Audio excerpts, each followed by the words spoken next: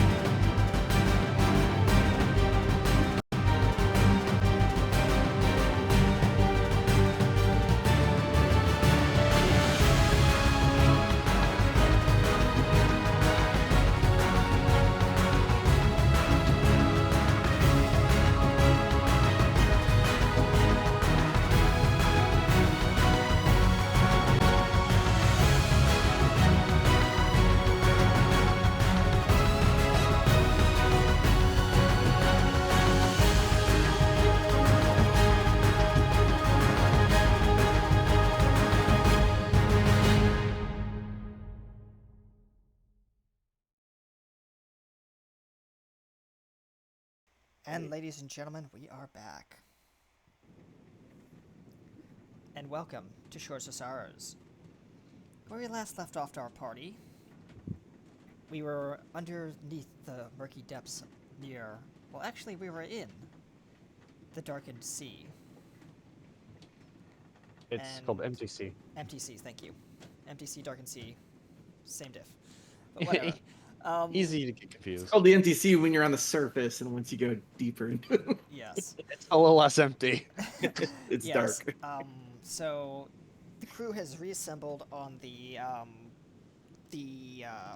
submersible, or whatever you want to call it, modified ship made by Rhett.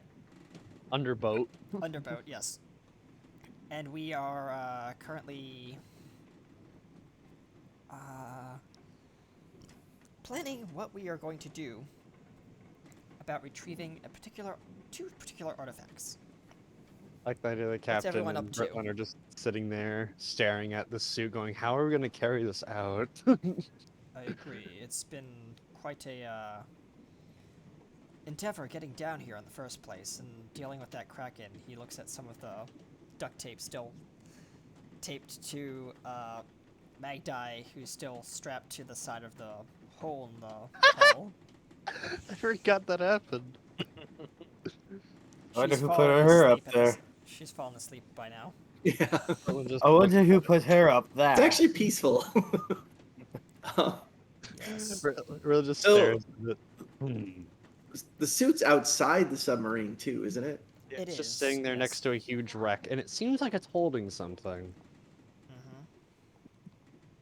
Isn't it going to be difficult for us to reach it when it's beyond the confines of the submarine. It also seems don't there's a wanna lot of navigate the barnacles and stuff on I there. don't want to navigate the submersible too close to the that wreck. It looks very tight down there. Anyways, we got the breathing equipment stuff. We do, yes. I guess we're I gonna can't have tell if we're to go in or on out of foot. the ship yet. We're inside. Okay, we're inside. What's Yep. the likelihood that the suit is still functional? Well, it's hard to see from here. Roll me an insight check. All right. There are 4 suits. 4. There was only supposed to be 1. Oh well, 4. The concept is. Well, you we mean get- 4 breathing apparatus, I think, Yeah, right? Yeah, those. Yes, yeah. 4 of Yeah. those. If you're inspecting those, you need to roll insight. If you're inspecting the suit, I it will rolled be at a disadvantage. natural 1, and I have no bonus. You're looking at this breathing apparatus, and you're just like, you have no It clue looks how good. it works. It's just like, oh, it looks like it works.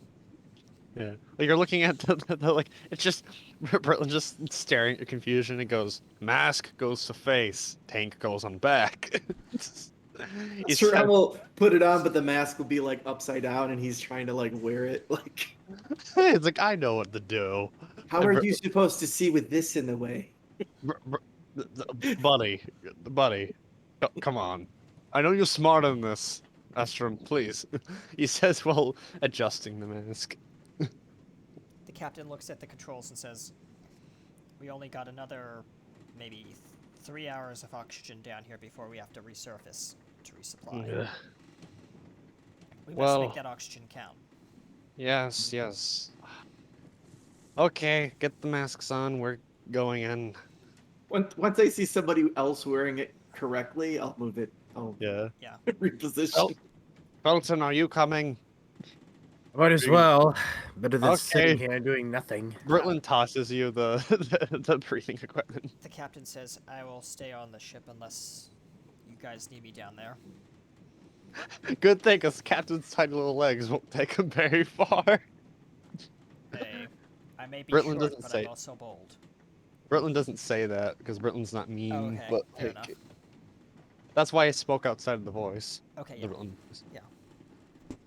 He's He was like, To be fair, I think the captain's the only other person who might be able to operate the.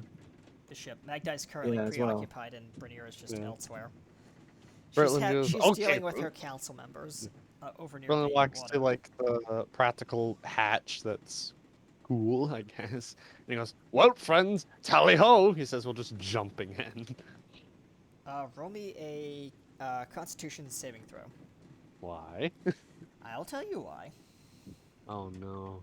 We're Is it about just to Br- find it. Is it just Britland that has to do it, or Anyone who's jumping into the water right now. All right, I'll roll one because I'm gonna jump in next. I roll? Okay, I'm gonna have to find Britland. I landed on 18. 18, you're Okay, fine. What is his I rolled a con? 9. Oh, Britland's con not Oh. You're good. dead. You rolled a 9, Vess? Instant bends. Burn. Anyways, Exclamation Britland got mark nothing. D20. Yeah, I No. know.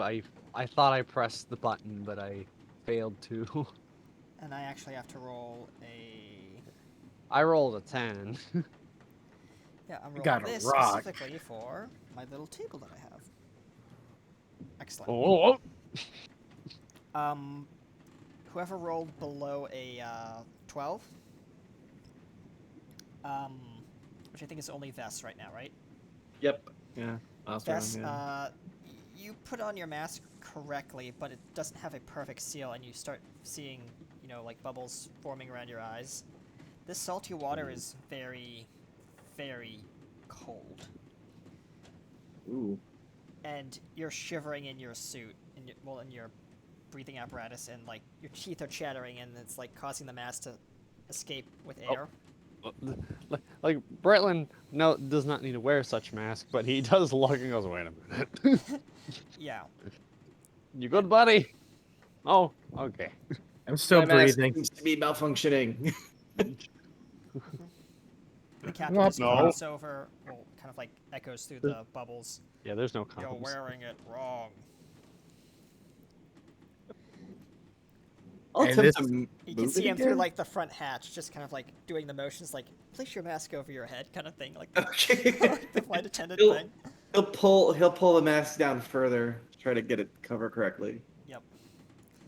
He just gives you a thumbs up through the giant domed window on the front of the vessel.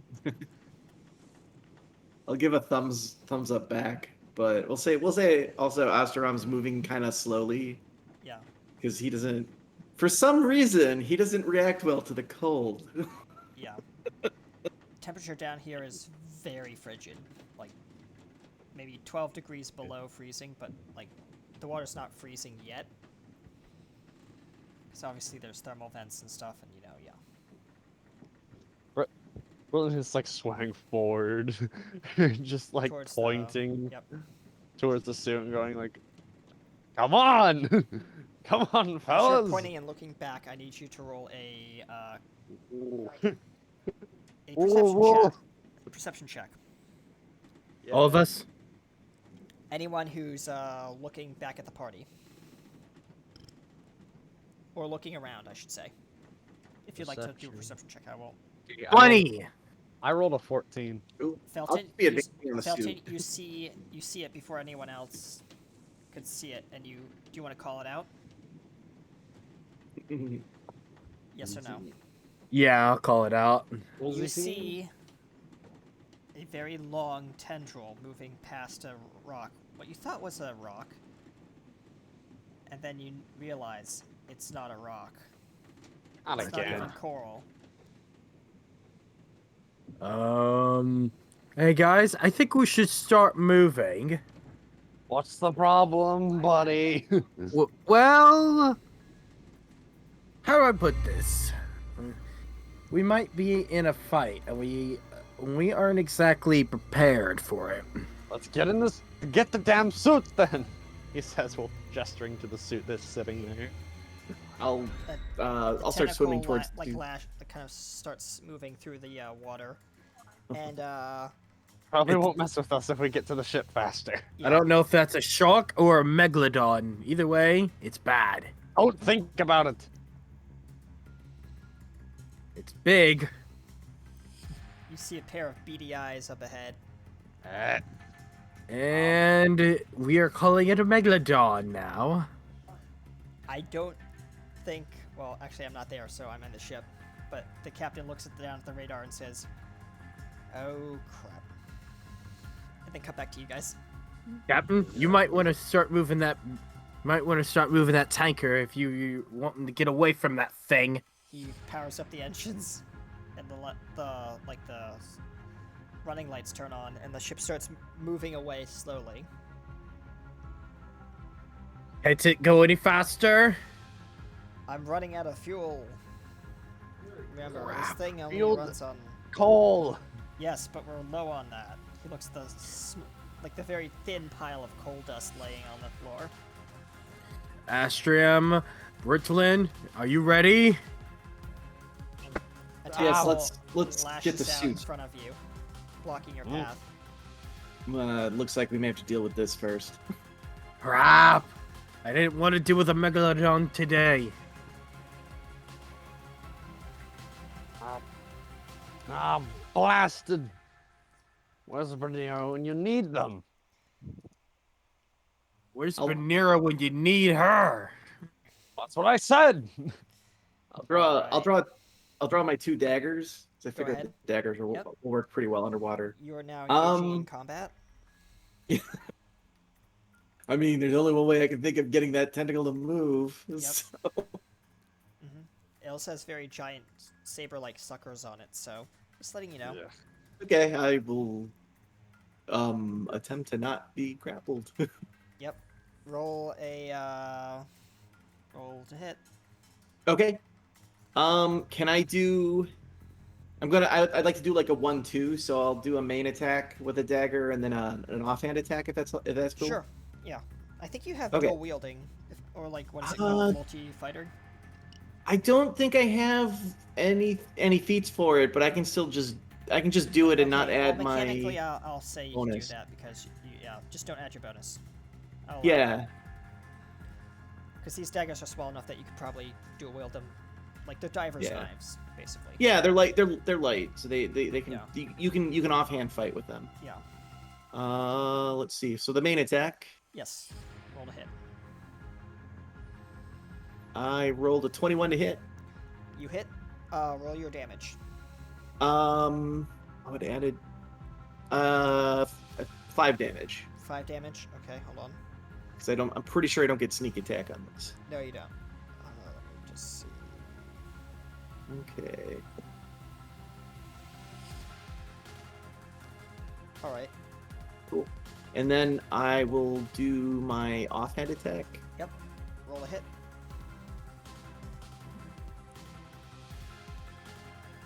It was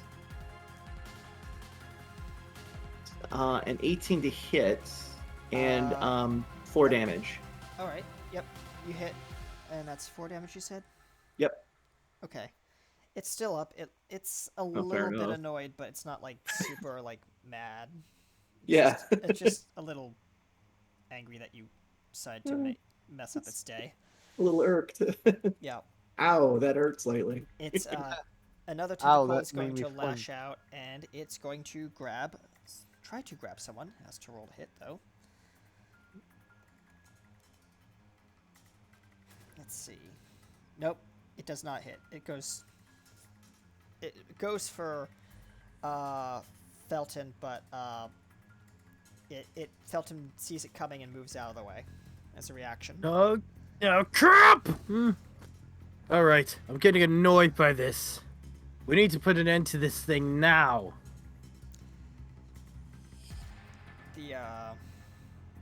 That's its turn. So it's whoever's next. Britlin Hey, Oh, maybe or Felton. Britlin's like, oh, Brit- geez. I'm pulling out both of my swords at least. All right, so Just to you're be ready. holding you're readying your attack. Okay, Mm-hmm. then you're gonna go to Britlin. All right, Mm-hmm. Britlin, your attack, if you'd like to. Yeah. Okay, I'm gonna think about what I can do. Obviously, Britlin, you have a sword. It's a tentacle.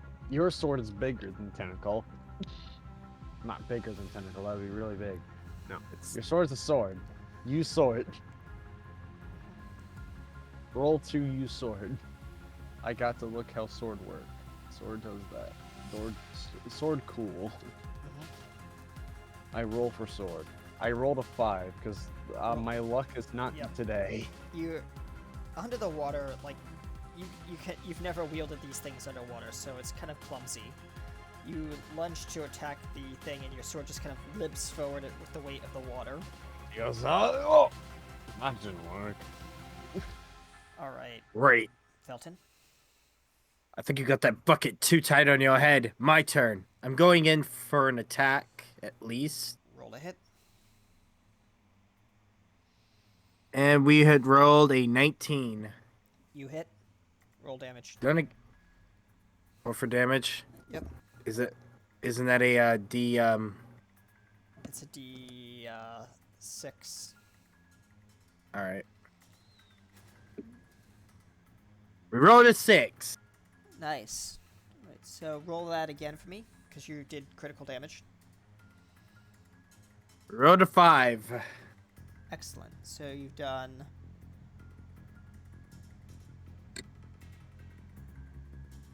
There we go. It's looking a little beat up.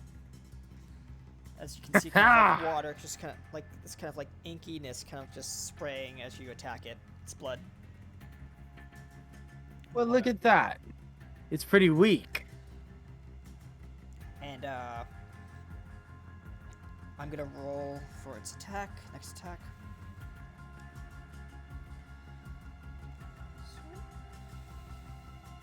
If we're lucky, we could It's make going it into... to scream with a kind of like an underwater kind of like siren call kind of scream. No. Everyone needs to roll a Constitution saving throw. Crap. And if you fail, you have to roll something else, but I'll tell you what that is. 18. 18, you're good. I have really bad luck today. Please Aldwin, don't do this to me. I need you to roll a Wisdom saving throw. I'll probably be rolling one too, since I rolled a 5 on my con save. Both of you roll Wisdom saving throws, please. Okay, I gotta. I got a 0. I got a 0. This Alden, game bad. you are called close towards the creature by the siren's I got- call. I got a 14. You managed to resist actually, Okay. Vess, but you can see like Alduin just like his eyes in the bucket just pivot towards this creature and just like he just starts swimming towards it like cluelessly, like he's like has a mind of his own.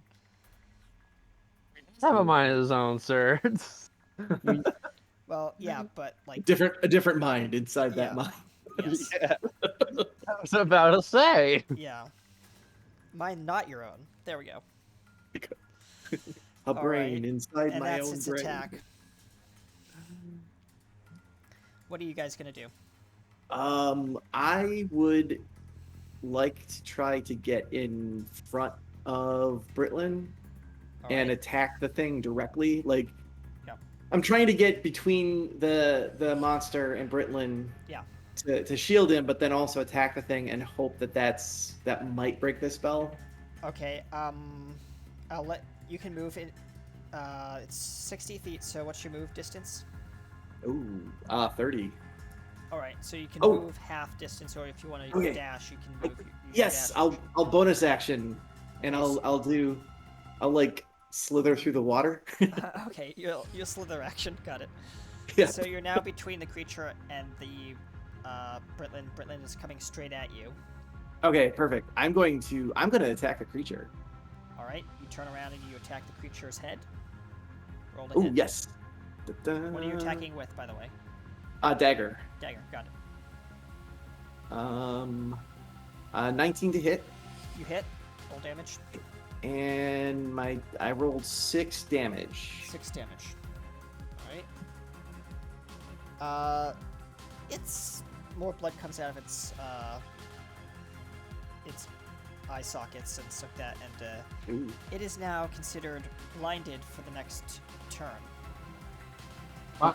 Britlin's turn. Britlin, go. You Oh, are I can do something. you are drawn towards it, and you hear a voice in your head. Come Mhm. to me, my beautiful Ah, not this shit again. Hey, Buckethead, are you alright? friend. He just like Destroy grips his. them. He puts his hand under like his bucket, and like the bucket slowly pops off as he does that to like rub his face, and the bucket slowly drifts as the fire is now revealed under his. There he is. Mm.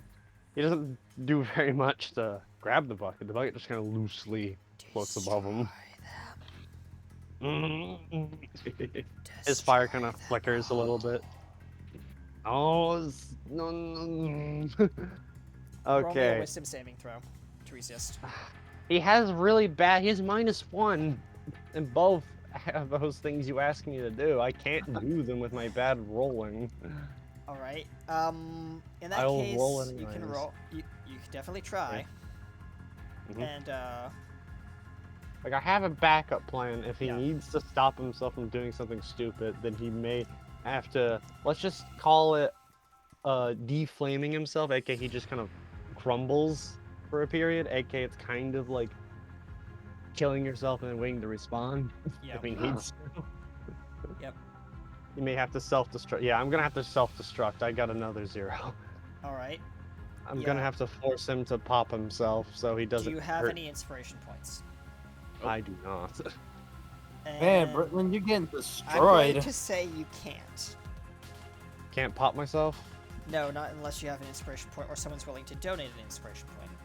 Well, I can at least probably realistically weaken myself. I could just letting my fire Yeah. go a little low, and that Yeah. means I can't do any proper harm. Yeah, you're going to be weak in state. I'll allow that. Mechanically. Like, you see his flames go from, pretty burning even underwater to practically barely anything. Cinders, basically. Yeah, Yeah. And His he eyes goes kind of very just limp. become like very dim.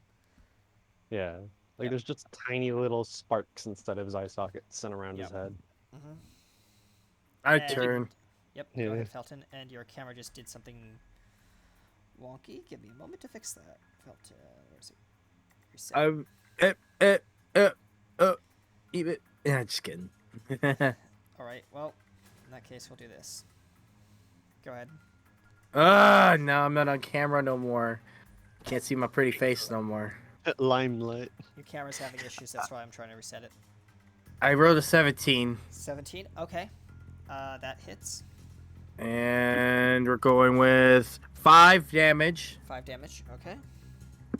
and 4. 9 damage total. Yep. This thing is looking a little beaten up. Not like it's still in the fight, definitely still in the fight, but it's looking a little hurt.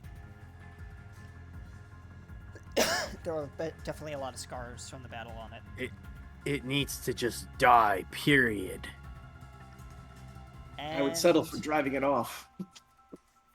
the coming out of the off in the distance is the captain's action because he's going to join the fight. Ooh. You see a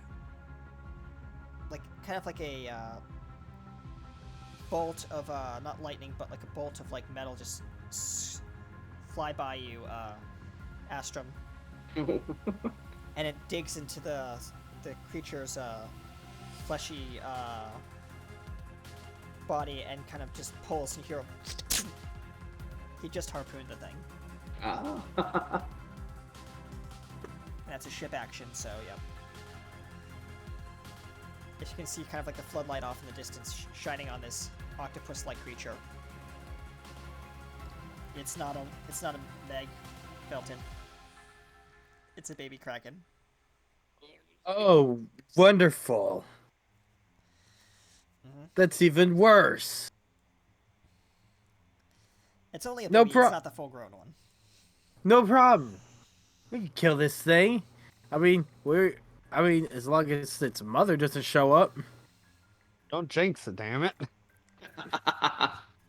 All right, Britlin, you already went. Astrum, your turn. Okay. mean- Well, didn't I already go this Oh turn? yeah, or, you're right. or Thank back you. Thank you for reminding Yeah. me. I usually go at the Felton, front, your I turn. think. Felton. Yep. Mhm. We're gonna keep I'm gonna keep attacking to get rid of it because it's Alright. it's doing. It's just. Oops! I dropped my dice on the floor. Give me a second. Sure. We rolled a 15. A 15. So, yeah. You do not hit, sadly. Can I add damage points? No, like you didn't hit. missed? Really? Missed, yeah. 15 will kidding? not cut it. Wait. Let me look at my thing. Cause this is. Hold If you on. guys guessed the DC, like the hit DC, by now, I can't tell you, but you. I'm guessing it's 16 from what I've seen. Might be a little higher than that, but yeah. Let's see. There we go, Felton.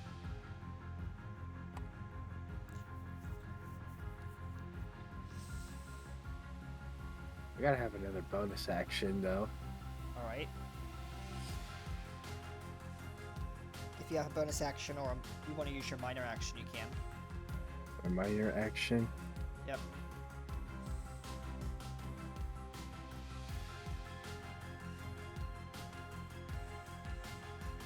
Let's see.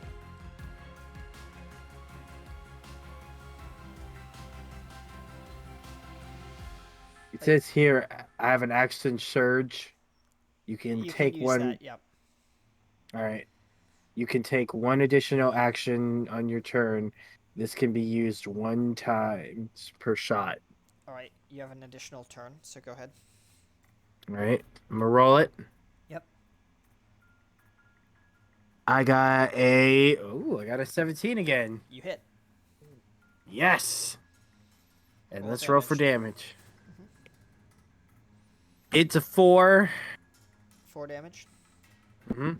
This thing is. It's still in the fight, but it is a little mad now. As its turn, it is going to attempt to do that thing again.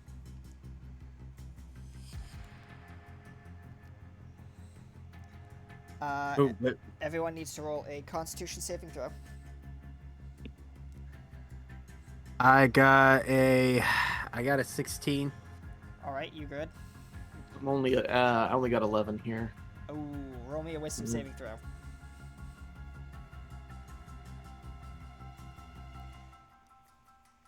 Yeah, I'm gonna roll con. Another You are 11. now succumb to the Vess, you are now succumb to the siren's call. Okay. I already was in. I rolled anyways, but I was already in the effect. So As you hear in your head, "Come to me." let me. You know what? I'm very tempted to use the dice program thing I have on my tablet instead to see if that gives me Yep. any higher rolls. Because right now the bot is very sassy. What do you guys do? Naughty Because right now robot. you're technically the only one in combat is Felton. Yeah, I guess I'm swimming towards the baby kraken. Yep. You gotta be kidding me. Everybody else is already going down. Well, anyways, is it my turn to roll to try and get out of Yes, this you can state? roll a Constitution. You can roll a Constitution saving throw to try and Roll. break free. Thank you, dice. You gave me 11 at least. An 11. Okay. Yes. Yeah, you managed to break free. Okay, like Brittlin repowers, you see the fire come back and he quickly grabs his bucket floating above him and goes, "Oh, well, what happened? Where was I? Oh, yeah. You Dying." just see his giant eyeball twice the size of you Oh! blinking in front of you. He goes, "Yep, I know where I am now. I think I just woke up." Oh, not a dream, not a dream. Yep. As a tentacle slowly kind of like comes up behind you, but it can't grab you because it's not its turn. It's just ready in action. Yeah, and can I do anything extra? Or is that into my turn? You Resist. can, if you have if you have surge or like another minor action, or you can do like a free action. I think his one action he's gonna do is get away, is swim backwards, So you're or gonna not backwards, disengage. not into the tentacle. Yep. Well, he's more gonna clear distance. Which Yes, is he a needs to be disengage close. action.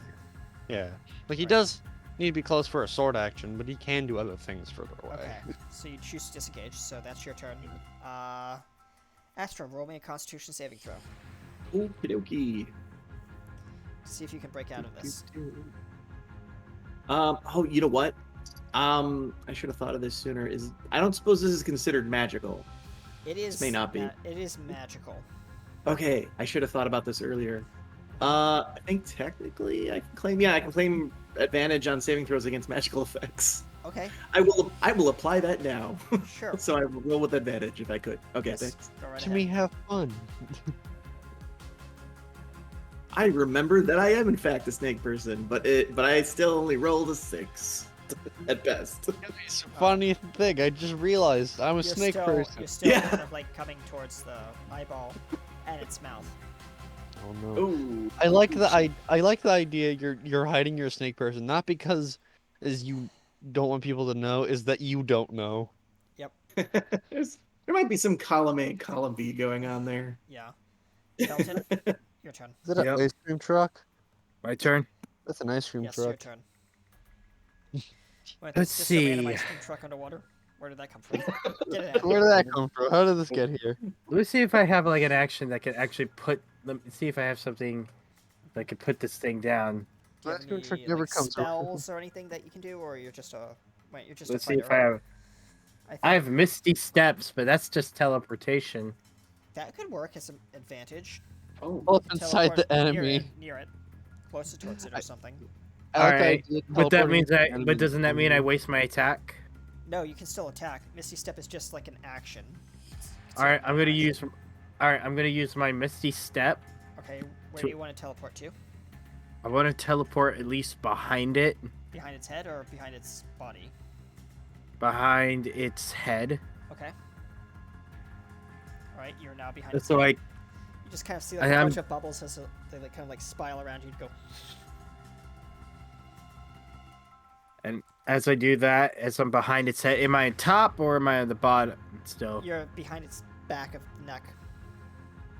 I'm gonna do a lunge attack, like a lunge stab Alright. attack, Go ahead. just to try to see if I can finish it off. Okay. We rolled a 19, You hit. Roll your damage.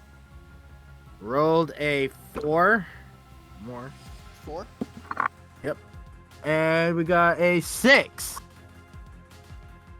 this thing cries out in agony,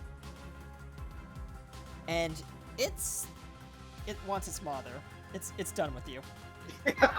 it lets go of like anything it's grappled onto, and just kind of lunges right past you, nearly knocking you guys out of the water. Not out of the water, but like spiraling out, as it's the pressure of the wave of the underwater current just kind of pushes you guys away. But it's charging straight at the sub. Oh, Because the sub's harpoon to its head.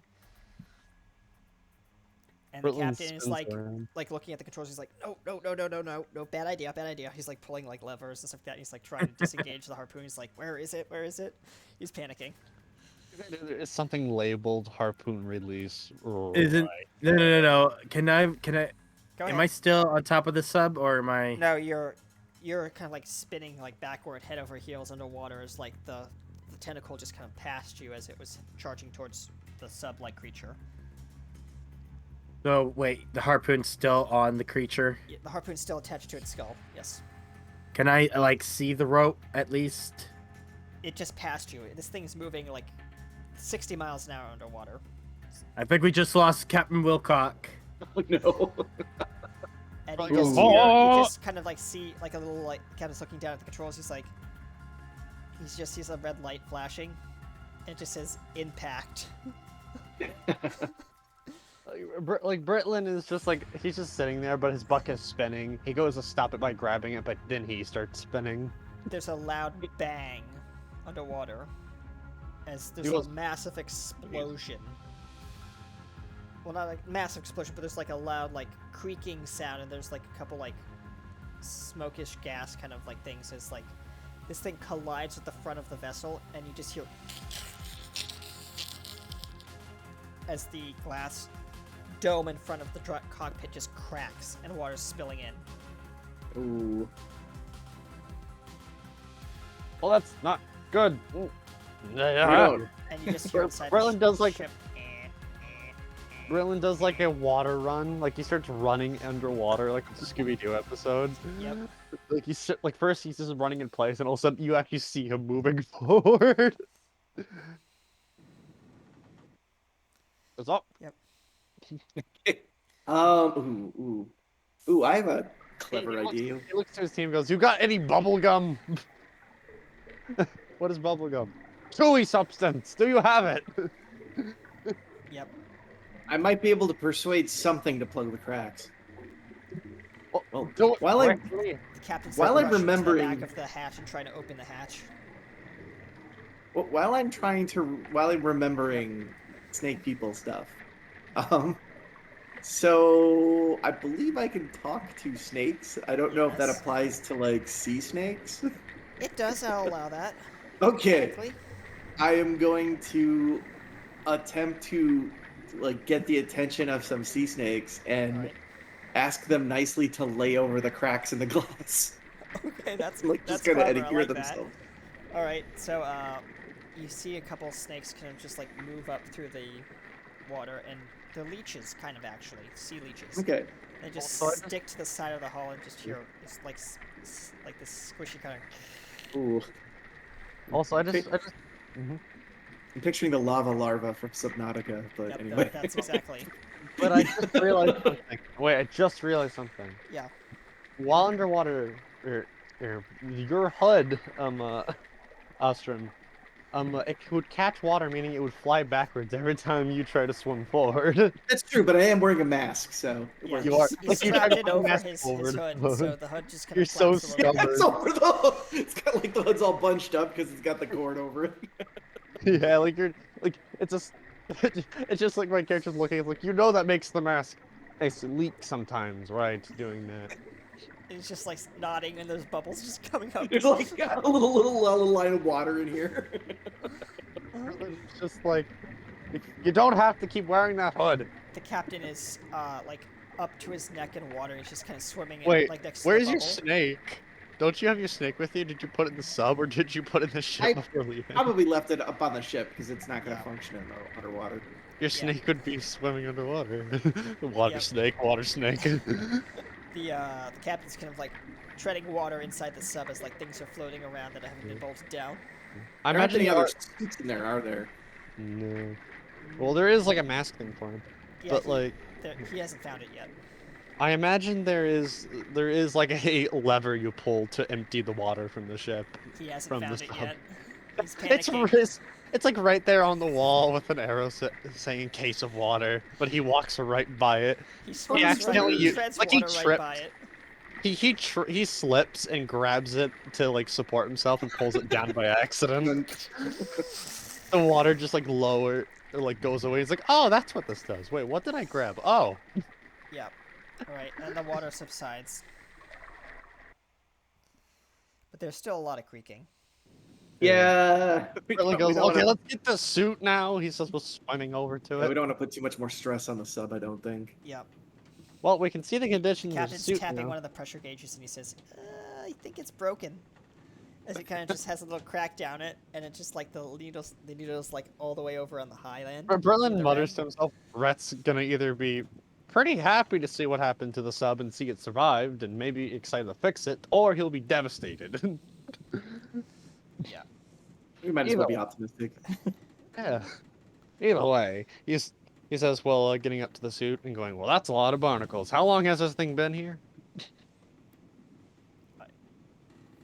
Like, you don't even need to inspect it to get close enough. A while. A long while. Like, and again, especially here, you can definitely see it's gripping onto something, and it has a death grip on it, at least. What is it? I'll examine what it's gripping onto. Roll me a investigation or insight. Hey, I got a bonus to investigation. Yep. Yay. I'll take I mean, it's just my investigation. Oh no, wait, I am actually proficient in that skill. Yeah. 11. Okay, yeah, you can tell it's holding something very important. Seems to be some sort of. Is it holding something portable? It seems to be some sort of note or something. Oh, okay. It's like a piece of parchment, but it's like underwater and it's perfectly It's preserved. It's like a. It seems to be some. It looks like it's glossed over with something, but it is covered in plant. Like it's like maybe it could be vellum too, which I think would be somewhat water resistant. I take it the thing's gripping it hard enough that trying to get it out would risk damaging. Well, you could try to pry the hand. Ooh, I've got thieves' tools. Can I attempt to like manually actuate the hand to get it to open? Jimmy the hand open. Yes. Pretty much. I'll allow that. Rock on. I'll roll. I'm assuming it's with my dex bonus. Yes. Okay. Only a 12. You pry one of the hands off, but then it snaps shut because of the pressure underneath the water. As you just kind of pull it tears a little bit of it off. Oh yeah, we're gonna. Corner. We better wait until we get back to the surface with this thing. You see some barnacles and stuff fly off as you break some of the crusted like plant life that was like very much glued to this hand. What about getting inside this thing and trying to make it work on its own? Well, you see all around. One has a large tank on its back. Probably that's not where the entrance is. Before anything else though, I'll knock on the tank. Like, is there air in there, or is it swamped with water? It's full of You water. tap it, you're given a you're given a very hollow knock. Oh yeah. Okay. That's right. There is this doesn't seem. Maybe there is some water inside, maybe, but it definitely seems hollow. The tank. So it doesn't seem like the air tank is actually fully drained. Meaning, whatever happened, it was definitely not suffocation. Hold on, I'm gonna message you, Eldwin. Who knows if there's anything inside the suit though? Well, nothing alive at this point, so I might still try to open the suit. While underwater. Yeah, why not? Nothing ventured, nothing gained. Nothing ventured, nothing gained. There you go, Eldwin. Okay, I see it. Yep. So I'll let you figure out how to do that. Yeah. Well, I'll figure it out.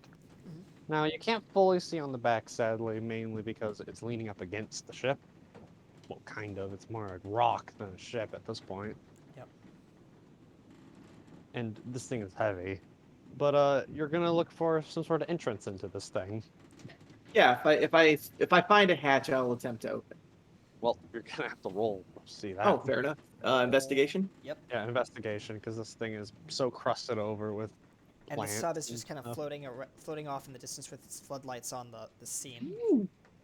I rolled a dirty 20. Nice. Yep.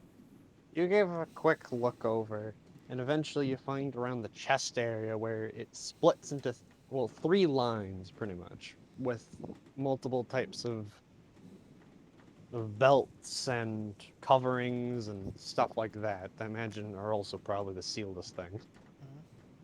So you imagine the chest is supposed to open up to allow the person in.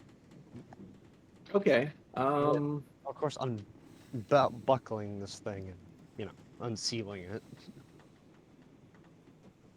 Yeah, I mean, if I find any controls for opening it, or if I can use my tools to try to do the latch, I will.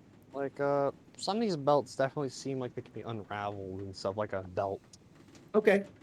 I'll attempt to undo it. Okay. I mean, Roll a strength check at, or a dexterity check. at worst, if we empty the bones out, it'll be that much lighter.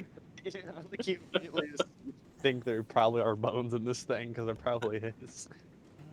Let's see. There we go. On a dexterity check, I rolled a 10. You're not good at it, but you managed to untie one. You managed to Okay. desperately get one belt, but you nick yourself on the other one. Like, you didn't realize how this piece of belt was probably made hastily, and there's a sharp piece that Oh, cuts okay. I'm Ooh. gonna But- roll a d4 kind of- for you. Oh, not, that's fair. not enough to hurt him. It's enough only to- 1 damage. It's one, yeah, it's 1 hit point. It's fine. Like, just like, ah. You're about to go to suck on your finger because of that, but then you just Salty water. no, you just bump because of. Oh yeah. Wait a minute. I'll keep trying to open it, I guess, until I run into anything that prevents me from doing it. Alright. Roll again. Oh, roll right. Yep. This time I rolled a 6. You slit your hand. Ow. There's like Okay, blood kind of like oozing out of your hand, and I'm gonna use this as a complication. Oh, that's probably fair. There's a It's the sub. yeah, there's something on the sub radar, and it just says. Not again. Get There are 4 objects closing in. Okay. no. They're moving Let- fast. Perhaps we should just try to get this thing attached to the sub and get going. Burley goes, wait a minute. He looks at the chest of the thing quickly. Has anyone noticed something is missing on this thing? I didn't know what it looked like in the first place. He kind of pokes to this almost hole kind of thing in the center. Not into the suit directly, but it looks like something is supposed to be placed in the middle of it. Like you can see gears and stuff inside this hole. And other complicated machines. Burley goes, I think there was supposed to be a valve or something here. Oh, that explains why the suit didn't work. Or did isn't that valve- working. Where did that valve go? Well, I guess we could just bring it to Rhett and he'll probably give it a valve. I'll take just a quick look in the area, just on the off chance that it fell out of the suit. I Roll think me roll- an insight check. Or insight. Investigation. Sorry, Yeah, investigation. I'll do- Investigation is somewhat more advantageous for me. I roll a 13. Yeah, you see a little glint under That's- some boards. It's a very sharp coral. It's nestled Yeah. between some sharp coral. Well, that's inconvenient. I And, will. You The core is see, so sharp, in fact, it's punctured through one of the boards. Well, time for subtlety is over, I will pull out my crowbar. Fair Like enough. pull it out with your crowbar, so like you have safe distance. This is, it's time. It's time for some delicate thievery work. Pulls out a crowbar. You start breaking through the boards. No, don't tell my secret. Yep. All right, roll a strength check. 'Cause you have to pry Ooh. something open. Yeah. Oh, I think crowbar gives me advantage on that. Go On ahead. strength check. Yep. All right, so cool. Roll with advantage. Yep.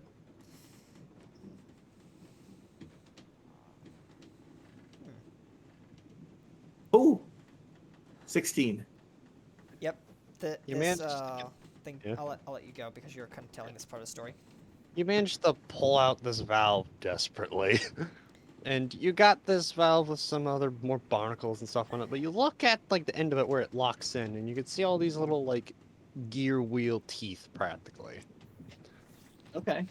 This thing is inherently obviously a little rusted over, but it shouldn't complicate the situation. Sure.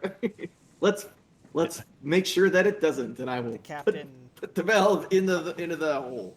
as you do Should we that, just- you just hear Yeah. the captain kind of say, like over like the little bubbly speaker. It's kind of muffled. He says, "We got incoming." You As lock you see the yeah. two fins moving around, circling this kind of like Oh, little no. mountain thing where this coral and this little object is. Well, with a loud ka-chunk, you got the valve in, but now there's enemies. Yep. Okay. I will attempt to hide behind the suit so that I can at least strike from hiding. Roll You stealth. try to wedge you're trying to wedge yourself behind this Pretty heavy much. thing in the wall it's against. Yep. Or, to the side of it. Roll stealth. Let's see. What is everyone else doing? Berlin goes, ah, come on. Can't we just all talk about this over some tea? Just pulls out a Roll a teacup underwater. And like tea's bubbling out of it and it doesn't seem to stop. I rolled a 17 on stealth. So Yeah, you're pretty much out of sight, but good enough. I don't plan on staying out of sight, so. yeah. One of these.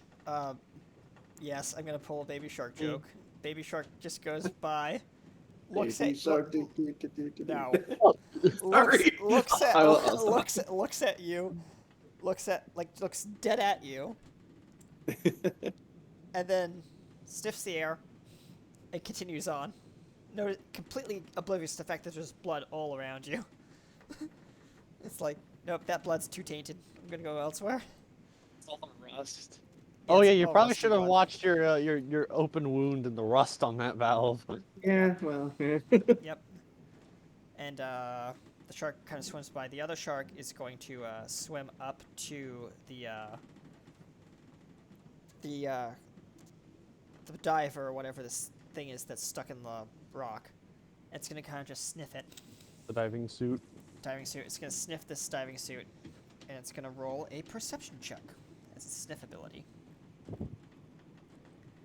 Give me a hot second. Where is that? Roll whatever.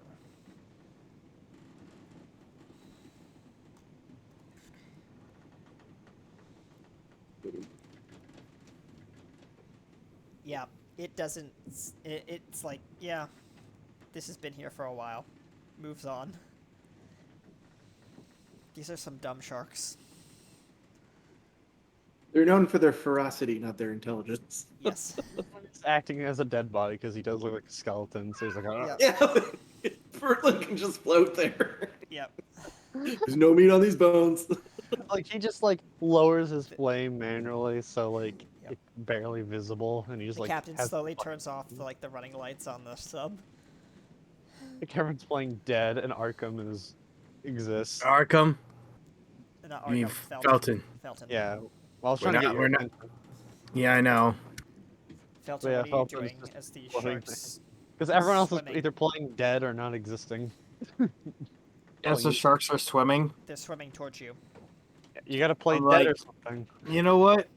I've had enough dealing with fish and a whole bunch of other sea creatures. Let's have You know what? I'm in a mood for another round. But I'm Britlin's in just, another. just Okay. floating dead. Well, fake dead. The captain's just like biting his nails behind like the lights out on the ship. Colton, what are you doing? Well then. Felton's like, just kidding. Play's dead. All right. The captain just like stops biting his nails and like looks at like the Felton playing dead and he goes, "All right." And this thing gets slotted into the little slot as the sharks swim off and go do their own thing. Brinley goes, "Are they gone?" He says, while putting his bucket back in the fire, going relit. The I running think lights come back on slowly, but very we've dimly. evaded them. Yeah. Let's. All right. Is there so that the thing is? I will attempt to. All right. So the valve is in the suit. Yep. Yes. I don't suppose we lucked out and the suit like powered up or something. I'm guessing not. Well, there seems to be, still, for one, still be two belts on two of the cross sections of this suit still. Oh. All And right. there's also the valve. So imagine this will pop open when you turn that valve, and it's kind of hard when there's belts on it. Okay. I'll attempt to undo another belt. Dexterity check. Who knew it's so hard to undo a belt underwater? Like they're very Ooh. simple belts. They're I just rolled a natural 20 for a total of You 22. untie it. Yep. I could just say that you pop both of them with that really good roll. Yep. I'll allow I'm that. cool with that. You managed to easily enough after the first time of cutting yourself twice on trying these belts. You finally get both belts undone, and you can kind of feel the suit's chest thing creak a little bit as you undo those belts. Okay. It's actually creaks, like looks like it's a hinged mechanism that kind of opens up like this. Cool. Like But- the suit kind of looks Yeah. like it actually has like 3 doors that open out, kind of Yep. like the whole body kind of opens. Yep. And So- it's big enough for one person at a time to possibly fit. Everyone gets into it one at a time. 3 divers in a trench coat. Yes. Great. I'm assuming like if I turn the valve, that'll like actuate the mechanism and make it open. It's a really old mechanism, so you're gonna have to roll strength to actually Yep. turn this old ass thing. Would I'll look back at the party and I'll be like, would somebody else like to attempt? I believe I believe we've exhausted the The captain, delicate technical work as I tuck my captain- crowbar away. the captain moves the sub in, maneuvers it a little bit, and one of these harpoon claw kind of clamps comes out and kind of grabs the thing and starts turning it ever so gently. The valve. Yeah, the valve. He's The using loud- the hand actuators on the sub's front. It's a loud creak, like a really squeaky, like noise. The whole thing turns a little bit, Mhm. and Britlin decides to help a little bit turning it. Yep. He's like, "Ugh, this thing is really rough." Ugh." Some bubbles come out a little bit as the thing starts turning more. Eventually, it starts getting easier. As all of a sudden, It opens up, and you can see a light off in the distance, and there's a cavern behind this thing that leads deep down. I can't. What? Cavern.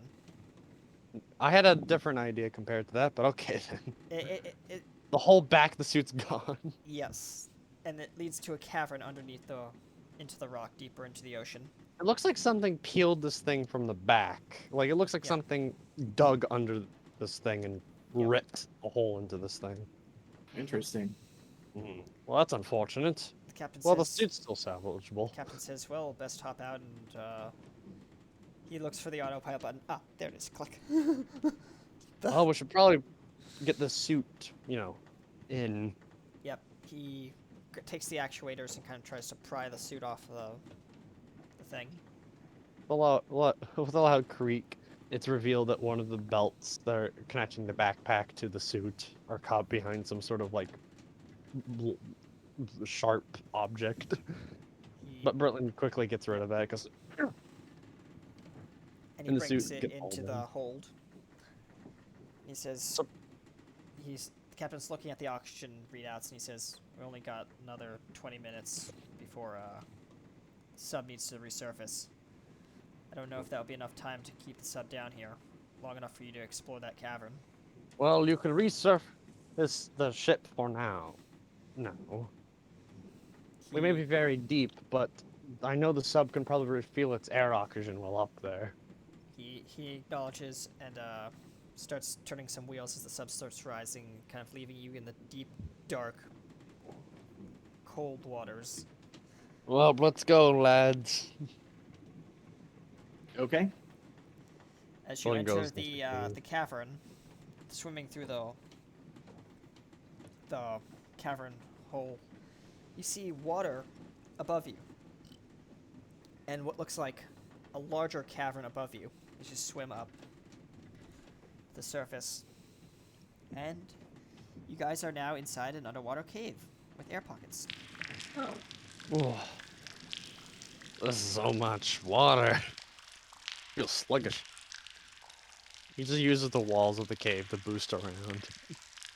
I'll take off my helmet to preserve air in the mask. Yep. It's very wet and very damp in here. Oh, But you notice there are a bunch of small statue-like objects lying around. like Brenton pops his head out of the water and goes, "Ah, water, air. I don't need to breathe it, but it's nice to be in." Well, that was fun fighting a whole bunch of squids and whatever. Shark. At least we didn't face a megalodon. Mother. Not yet, at least. In your head, you hear the words of the captain saying, "I think the correct term is kraken." What did you when the Well, The anyways, captain just like looking at the script is like, "Yep, definitely says kraken." Krillin walks up to them, to one of the statues and taps it with his cane very lightly and goes, "Well, these things look old." One of them is holding a chain. One of them is holding a cannonball. The other one is holding... Is that a bucket? Oh! Look at this one. This one's very fashionable. He says, full gesturing to the one. But the bucket's upside down. It's holding it with its hand like this. So And the arms are in different positions. he like kind of like grabs the bucket and pulls a little bit and see if the arm moves. Hey, It's now in a moves. lowered position. Oh no. Meow. I know. But- I should probably step away and feed my cat real quick. Sure, do we want to cut to a short break or no? Do. Commercial break. Might be a We'll good be spot right to back, take ladies a. and gentlemen, in just a few moments while After one of our these crew members moments. feeds their cat. We'll be right back, ladies and gentlemen. Stay And gives tuned. everyone time to sit down and whatever. I can sit. Okay.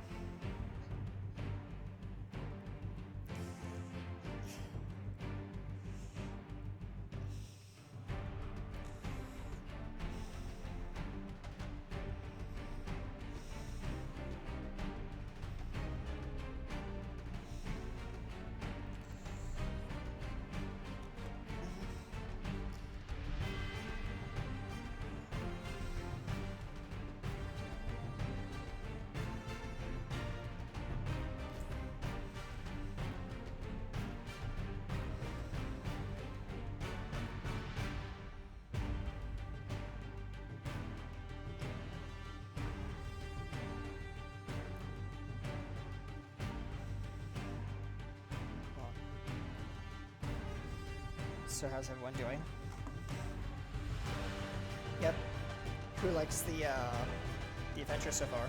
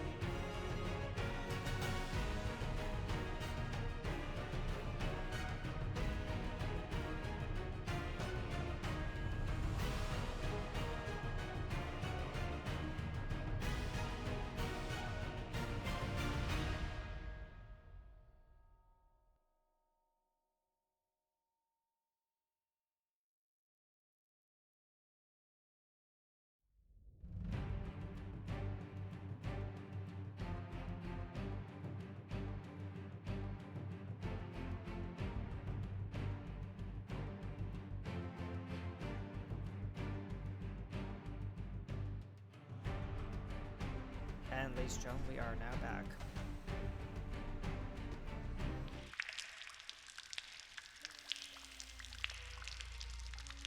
As we return to the cave, with the 3 statues with their arms in various positions, one holding a bucket, one holding some chains, and one holding a cannonball. What will our crew do?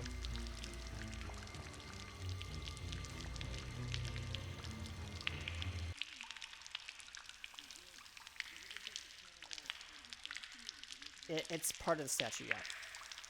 It's holding it like this.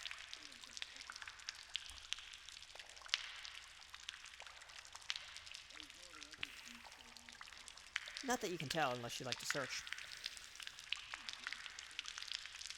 Alright, roll me a investigation check.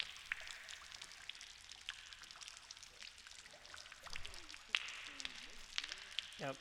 You find no exits except the way you came in.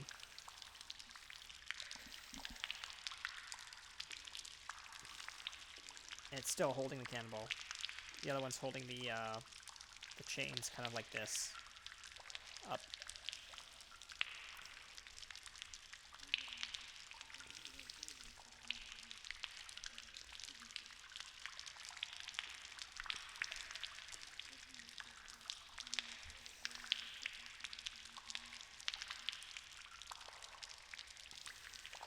Hold on, I'm gonna text you, hold on.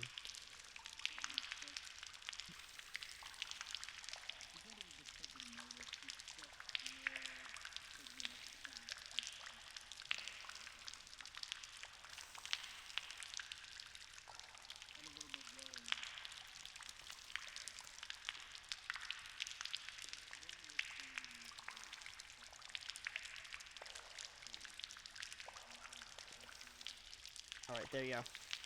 You see a few age-worn marks. Oh, no, I wasn't asking you. You see a couple, like, worn marks on the elbow part of these, where the arm actuates.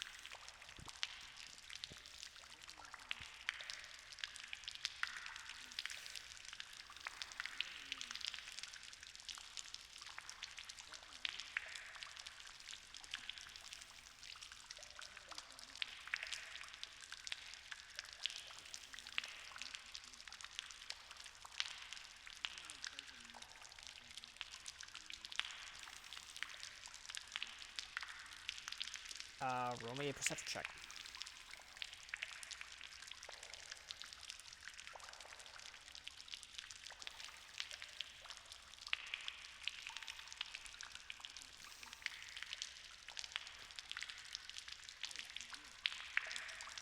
Yeah, it's too dark in there to even see anything.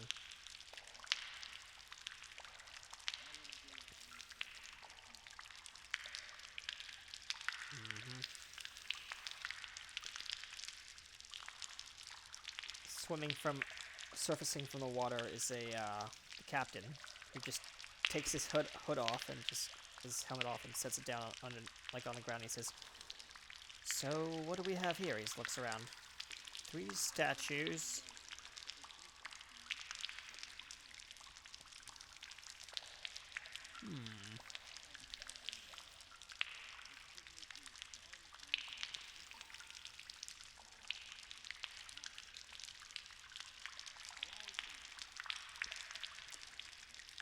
Well, yeah. The captain says, walks over to the one with the cannonball. Well, this one looks like it's in the I guess the right position. He kind of taps the cannonball and kind of pushes down and oh, that makes sense. Looks like it's offering the cannonball.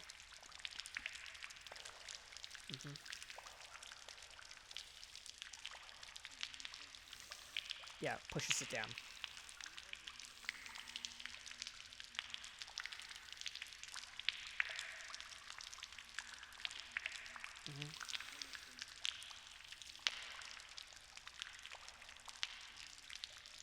Oh, yeah, there's a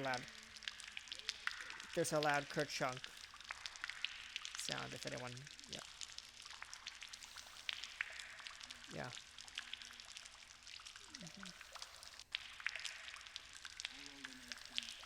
19. Yep.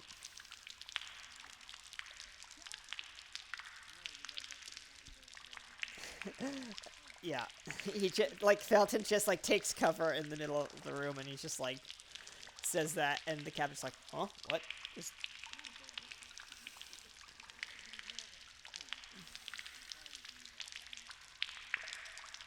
Yeah. Yeah. And the captain says, "Well, that one looks like it's in the right position." Felton, look at the bucket one over there. Points to the one where Astrum and Britman are kind of looking at the bucket. Yes, you can.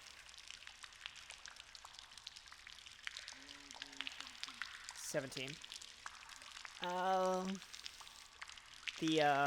It's holding the bucket kind of down like this, like it's like trying desperately to lift the bucket off the ground.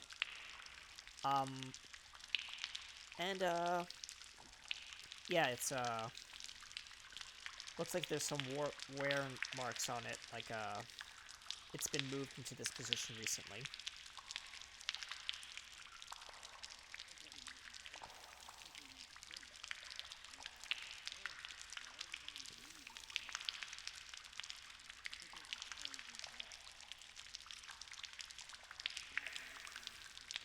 It's actually full. It's full of water right now. Yeah, and the captain looks in and says, "Perhaps it's already weighted. Maybe it needs less weight."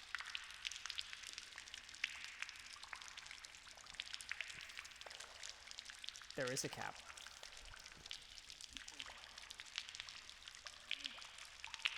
It starts dripping water as the arm goes in its middle position.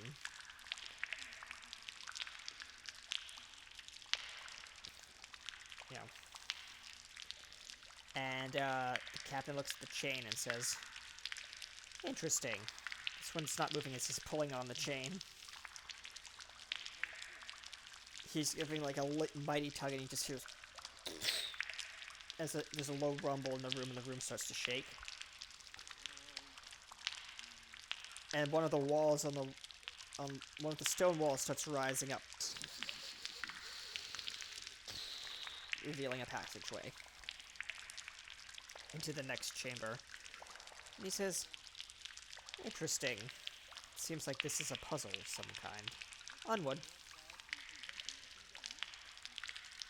As you start walking deeper into the catacombs, for about maybe like 20 to 35 minutes, spiraling down the staircase into a large chamber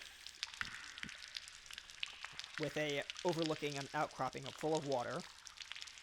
Down below appears to be some kind of monument with a spherical object or something surrounded by statue. Yep. Go ahead. But the room is dimly lit. Mm-hmm.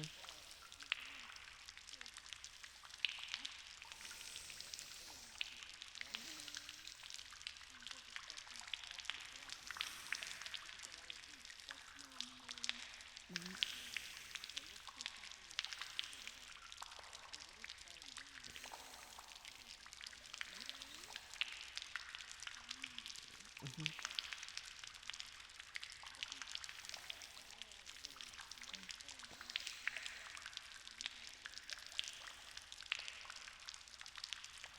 Captain's looking and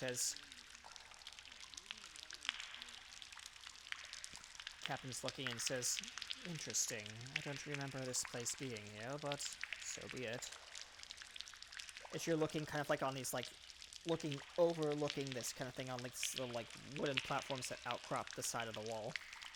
It's about a 2-story drop if you were to jump off. Mm-hmm. And a couple spiky rocks.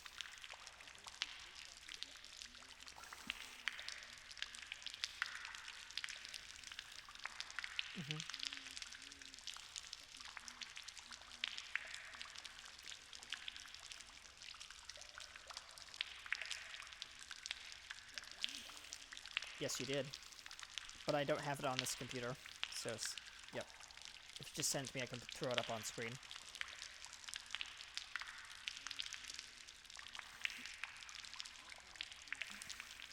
Yeah, that way.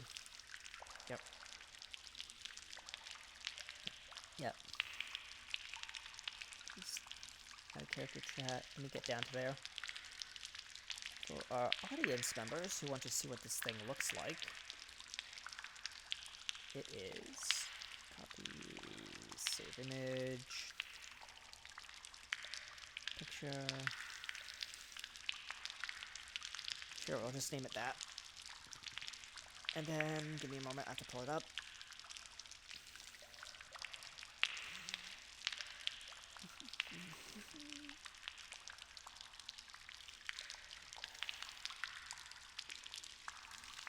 There it is. That's what it... There's Orby.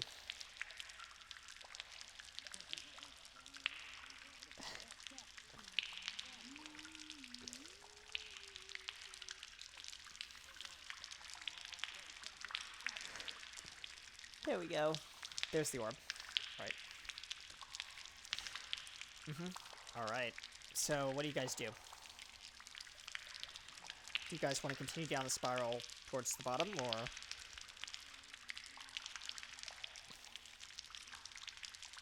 As you continue going down, you notice that there's parts of the walkway that are missing. Large jumps.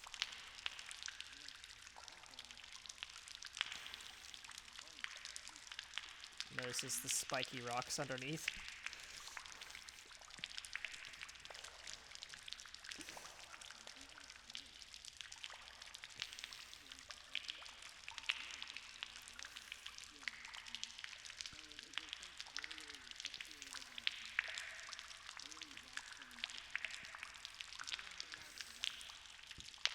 The captain's looking around.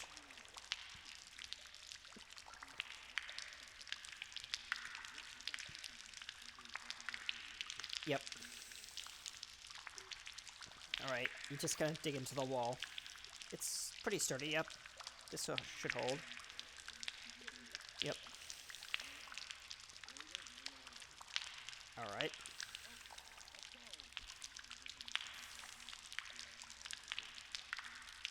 Yep, there's a little bit of a splash as you hit the water down there.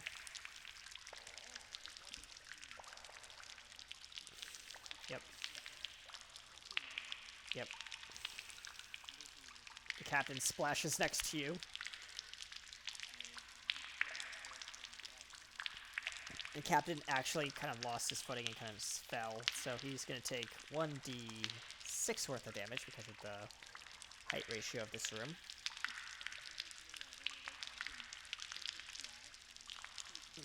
Face plants. Takes 5 damage.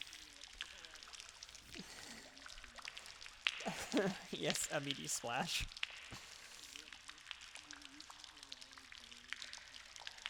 Pulls him up by like his trench coat and just like holds him as he's dripping.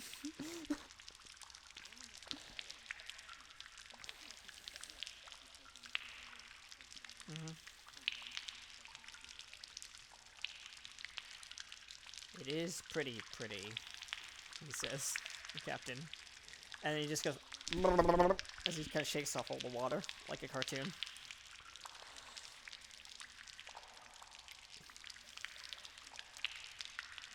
Yes. He's standing like on a little rock that's cresting just up over the water line, just a little bit. Well, it'll be up to my head, he says. He points to one of the statues and says, wonder why these are all around here.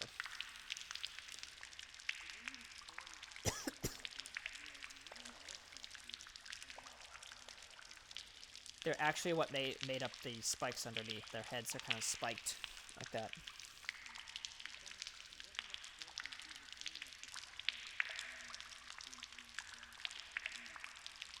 Yep.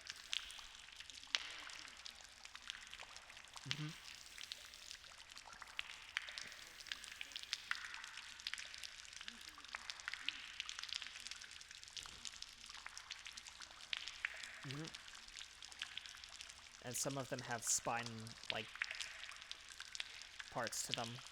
Like they're half fish people representations. Yes.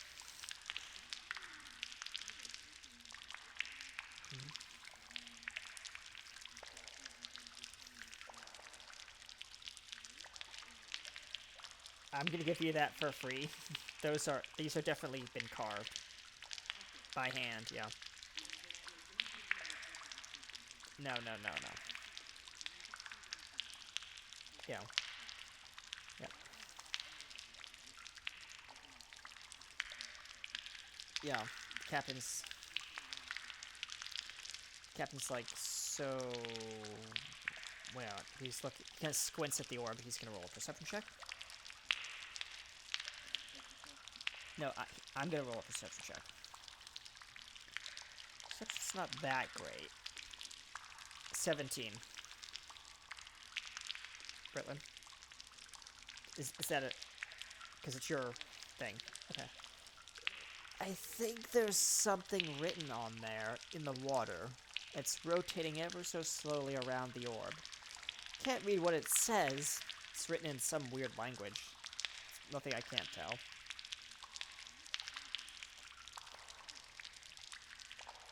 You could say that. There is some cracking. Looks like. He's just kind of squinting it, and he's rubbing his eyes and like trying to like peer closer.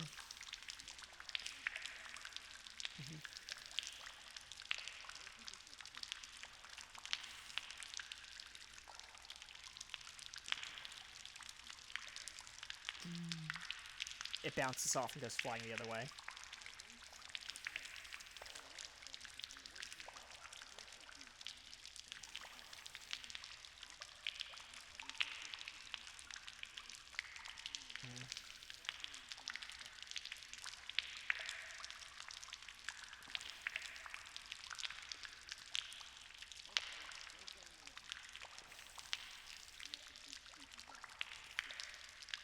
I don't want to try that.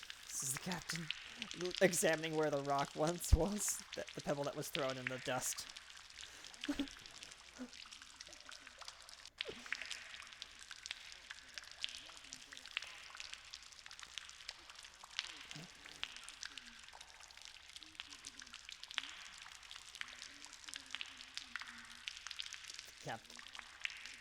The captain looks at his flintlock and says, "This could work," as he holds up his flintlock.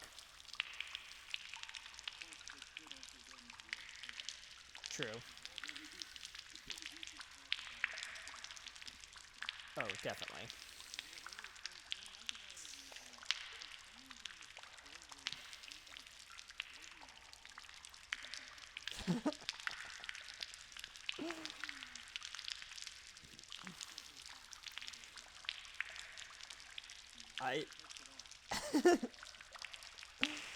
The captain says, "Yeah, I don't think it wants to be, It's like the ring expands again at that word.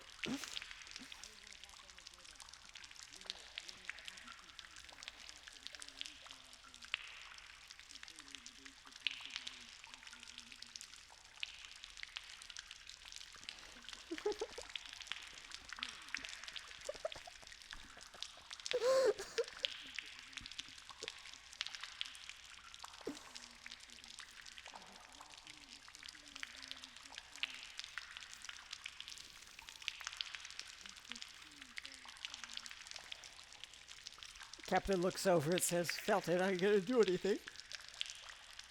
Maybe you can help us figure this out before this room floods, as you notice the water is now up to the calf of the captain. Alright.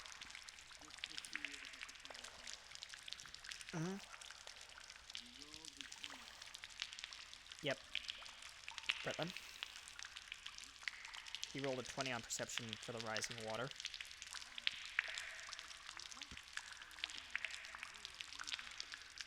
Slowly. Very slowly. Yep.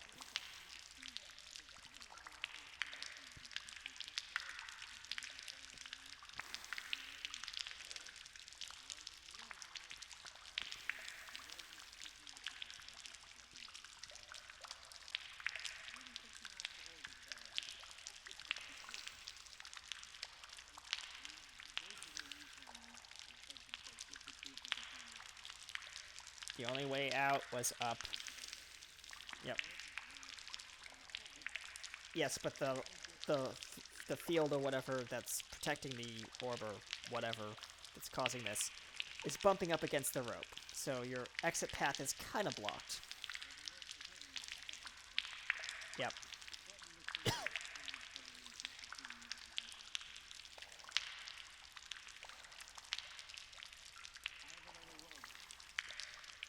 What are you gonna do? Lasso something up there? There's nothing to lasso onto, says the captain.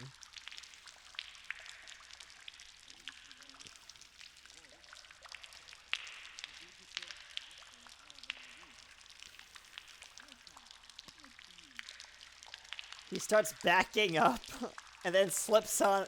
He slips on the rock and splashes into the water and just sinks again.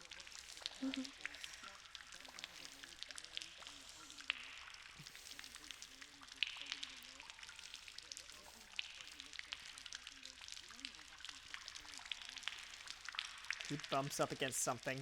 Boom. And then a Captain Wilcock goes flying across the room into the wall. Smack.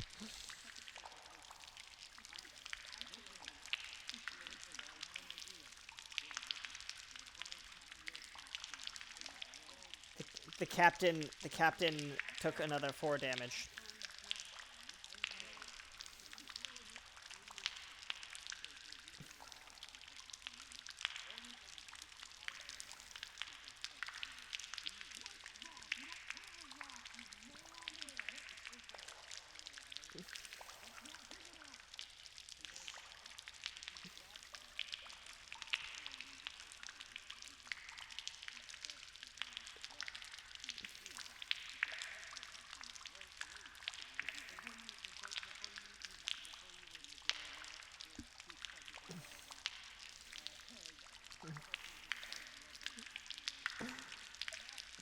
And I'm like, I don't like where this is going.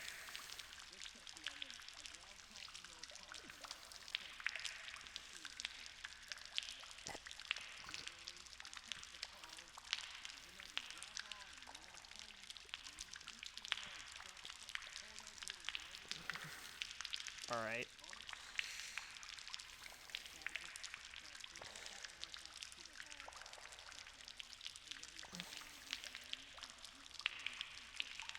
He's throwing me above. Yep. I'm gonna have to roll a dexterity check, and my dexterity is not that great. 16. To grab onto the thing.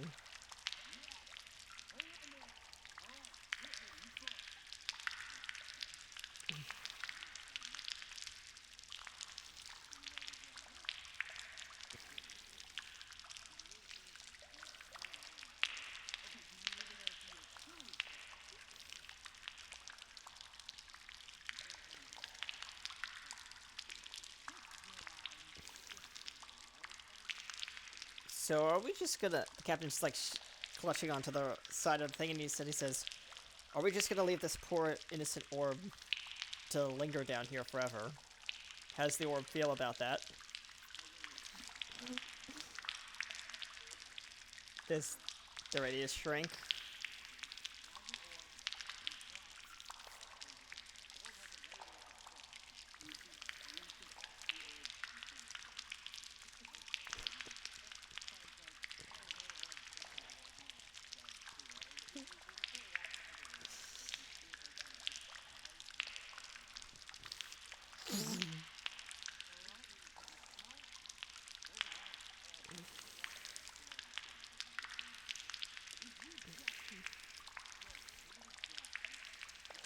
The water's up to your kneecaps by now. The water's up to your knees.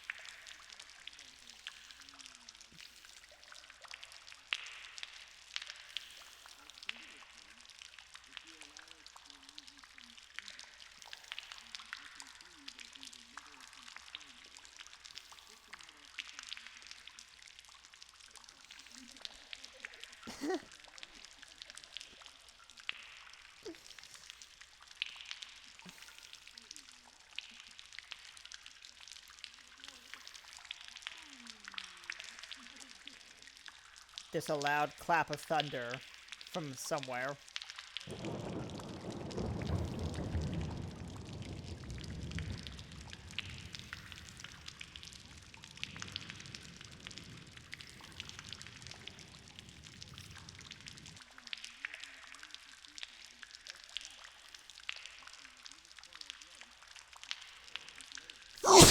Excuse me. Sorry.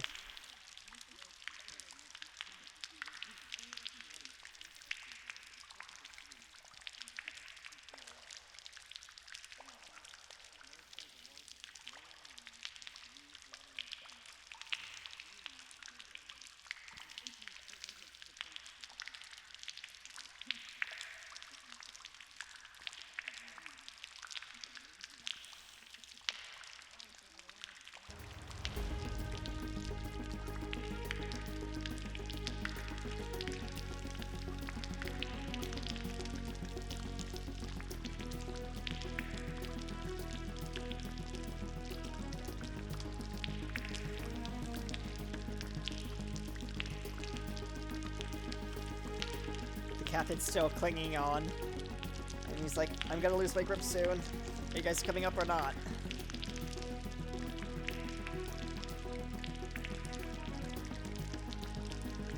Yep.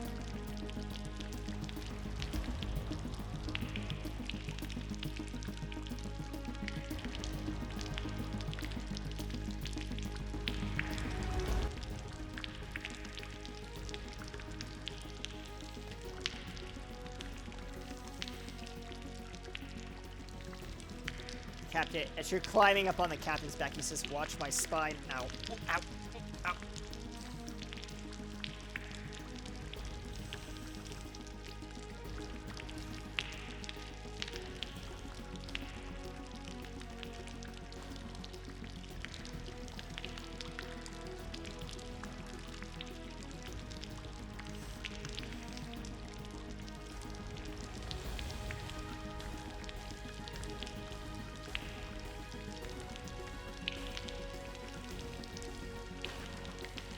Captain is looking around and says, okay, I'm starting to lose my grip. He's like holding on by a pinky.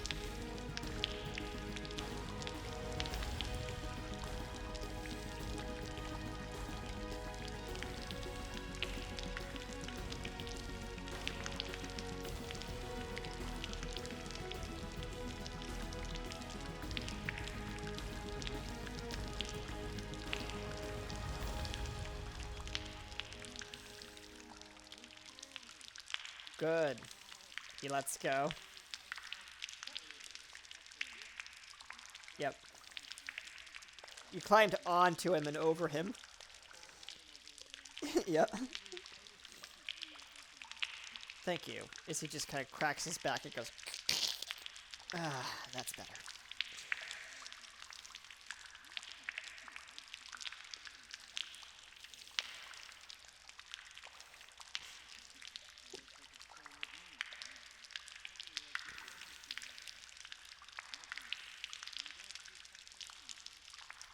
And I'll make that text bigger for everyone on screen, so sorry the orb's about to expand. Can everyone see that?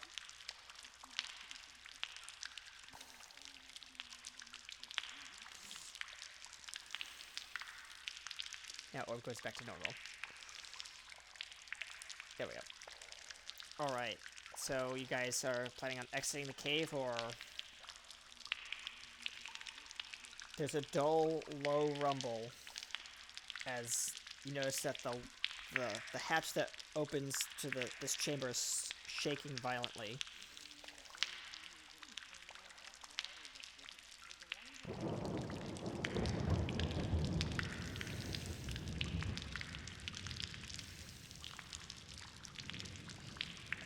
Also, you guys hear the weird sound of what seems like thunder in this cavern.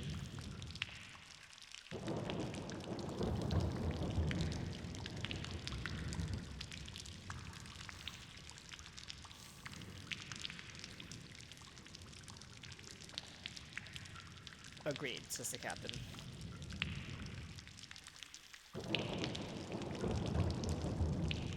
And you notice the spiral staircase kind of climbs higher above the... up towards the moon. Or what looks like the moon. But sky. And the captain says, we're gonna have a lot of climbing to do, aren't we?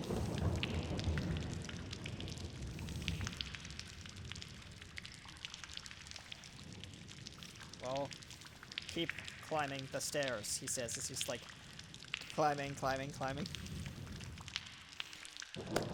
Everyone needs to roll a climbing check. Athletics checks or climbing checks, whichever is.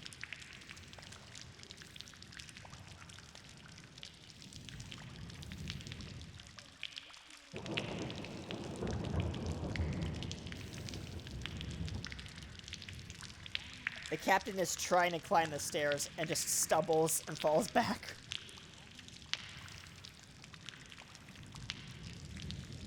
Same, the captain rolled a 6. Captain, like... Yep. The steps are a little slippery. Steps are slippery when wet. Yep. Yeah. Yep. But they're still wet.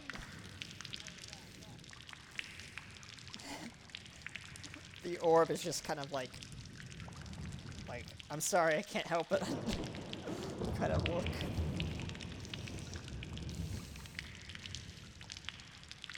Yep.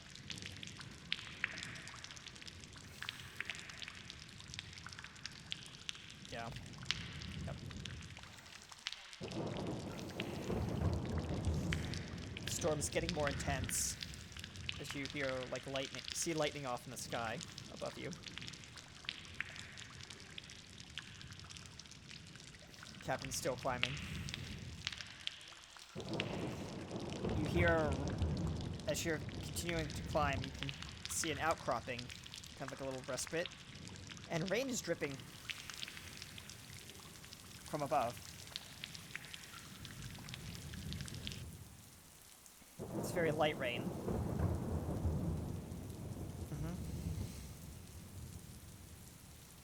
Captain says, he's like out of breath and his hands are on his knees, and he says, I think I'm going to need a short break.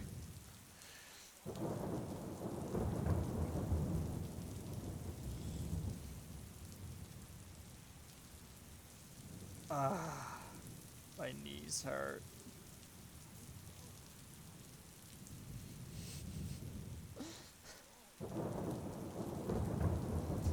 Captain just kind of like shrugs and continues lumbering on in excruciating pain. And he reaches the top of this volcano, overlooking a large island.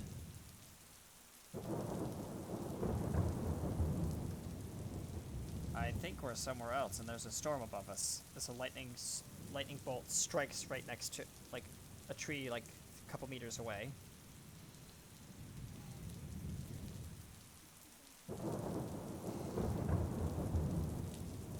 Agreed. Who's Anakin? Captain says. Captain nods and then starts climbing down the rock face of this volcano.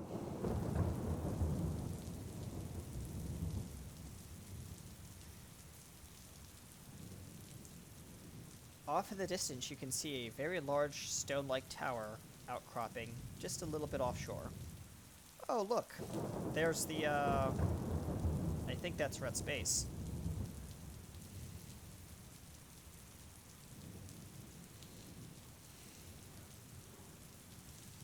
Yep, it's kind of bobbing up and down near the shoreline.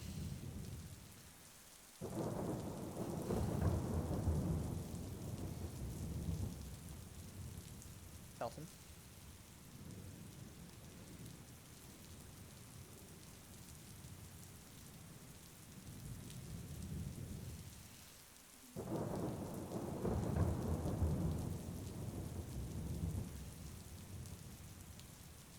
The captain says, well, it is raining. Maybe we can Britlin, hand me your bucket. Britlin, the captain just reaches for Britlin's bucket, pulls it off, flips upside down, grabs the orb, puts it in, and then lets the rainwater fill the bucket.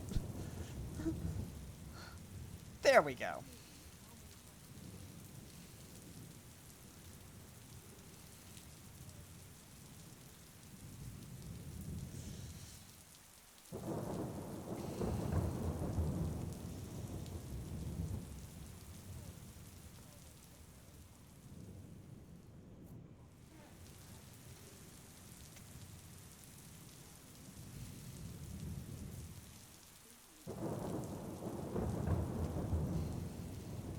Captain is now like, you guys are like walking through like the underbrush of the scorched, kind of, it's like a forest, but it's like a tropical forest.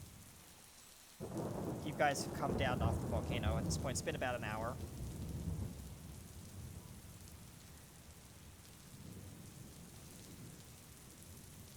There's movement off to your left, Felton.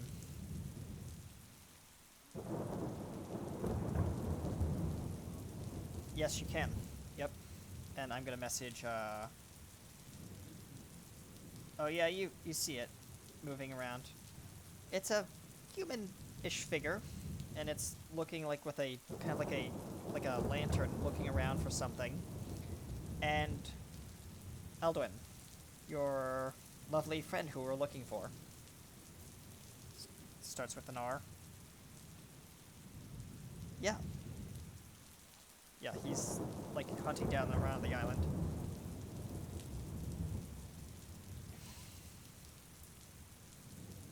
Captain says, "Oh, hello. Didn't see you there."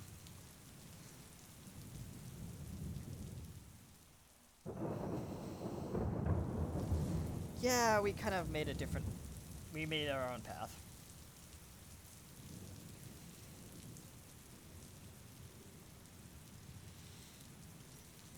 And Britlin's face is still upside down on it. At least the eyeball slits.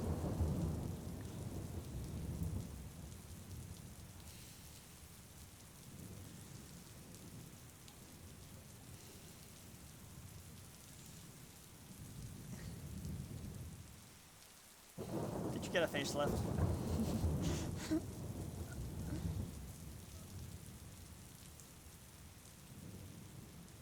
And the captain says, no, not right now.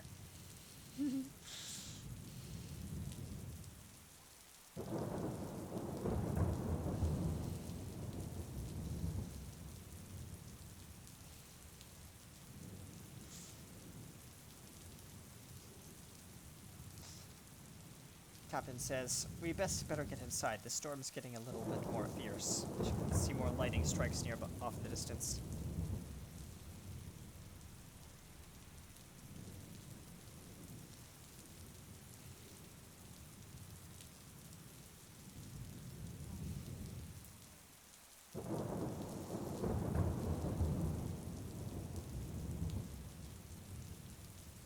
The captain says, looks around and he says, oh, points to Felton.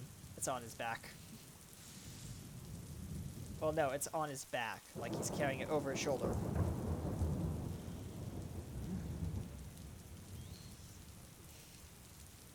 Oh yeah, it's in the sub, yeah. So, retcon, rewind retcon. Yep. The captain's like, I think did you check the sub?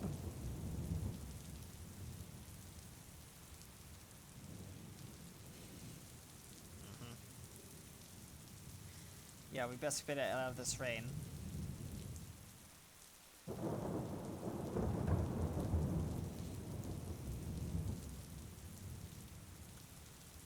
Yeah. The captain says, also the sub may need a little bit of a patch job. He points over and looks at the hole where Magdai's still strapped.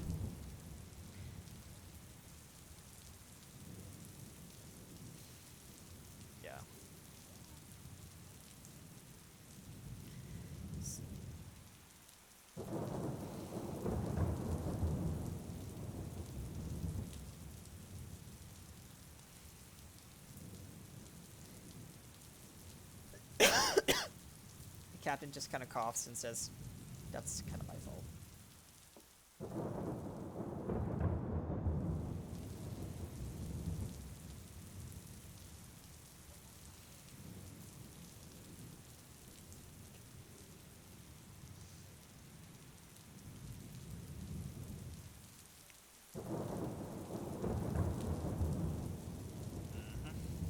Captain says,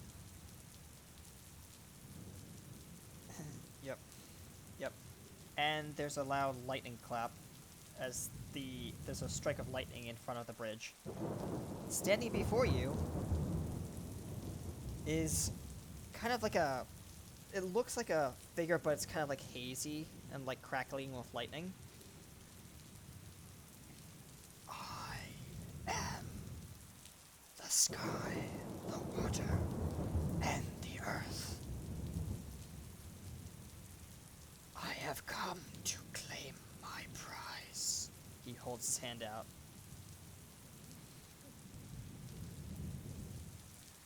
The orb is kind of like shit, like the bucket's kind of rattling. Scared.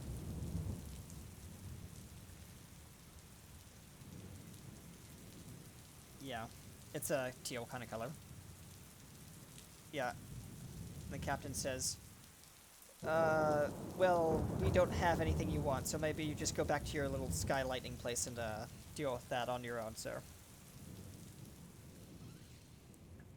Silence! There's a loud clap of lightning.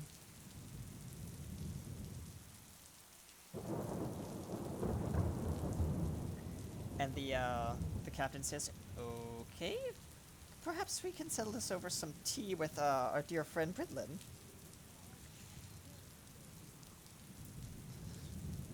The captain and the creature says, "I demand your presence immediately. There are matters to discuss," and he points directly to the captain, and then points directly to Britlin. "You two need to speak to me about an artifact that needs retrieving.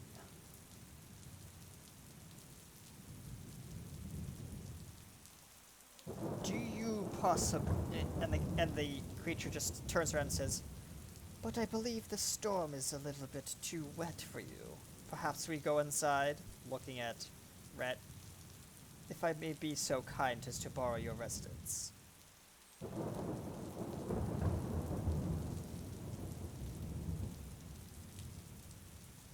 And the captain just kind of leans over to Rhett and says, "I don't think you want to be messing with a giant lightning monster.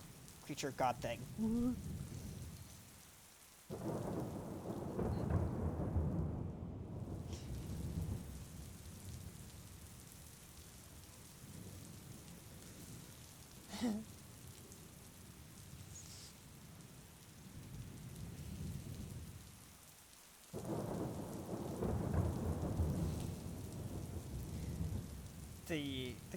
The lightning creature says, "Oh, wait, that's right. I am the god of the sky, the earth, and the air." He snaps his fingers and the storm just subsides. It's only just raining slightly.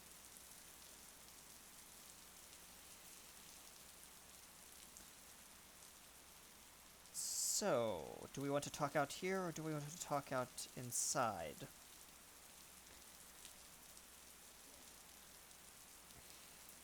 Says the creature. Still lightning kind of like crackling around its shoulders and stuff like that. It's kind of like armor.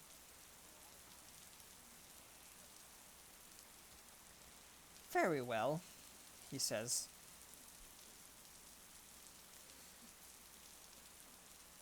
The creature leans down to like eye level with Britlin, skull face, and says, "I see you are from the Superior.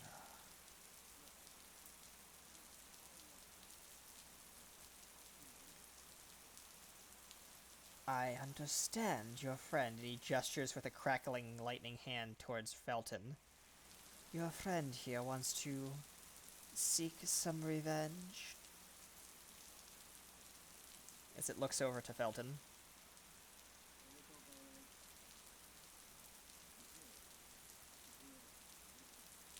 It nods. I can't tell you where, but I know that that thing in the bucket may be the only key to possibly solving your little mystery. And but be forewarned, that crystal or orb or whatever you want to call it possesses great powers far beyond your comprehension. Use it wisely. For if you don't, it's damaged. He's like taken aback. He looks at it and says,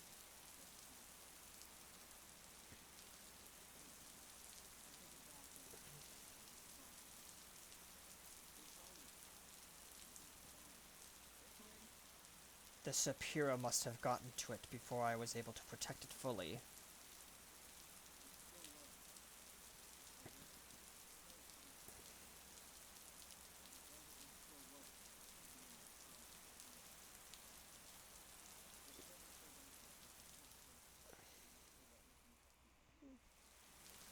It means that its power has been weakened by the darkness of... It shudders to even say the word Sapira and its forces. The lightning creature says, but there is a way to possibly bring the Sapira to its knees using this. He reaches into the bucket and picks up the orb, holding it kind of like floating above him.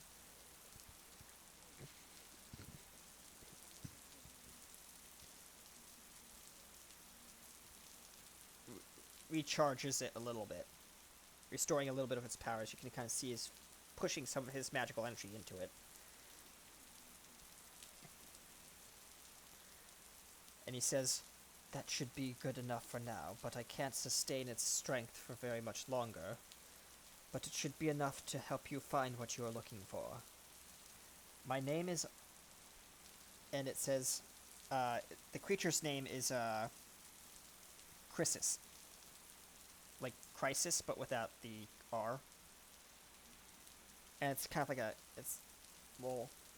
He says Chrysis, and the captain says, so, Crisis? And the captain...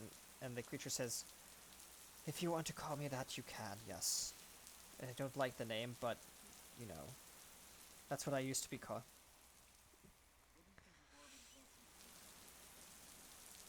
It... And the creature looks over to Britlin and says, you were the one who designed this, didn't you?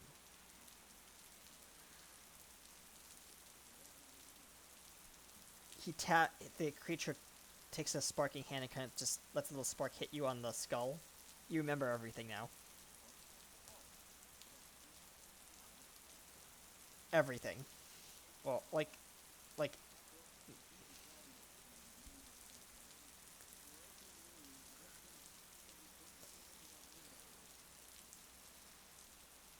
Yeah. Mm-hmm. Yep. Rhett was the one who helped you engineer this. It was his idea, your concept.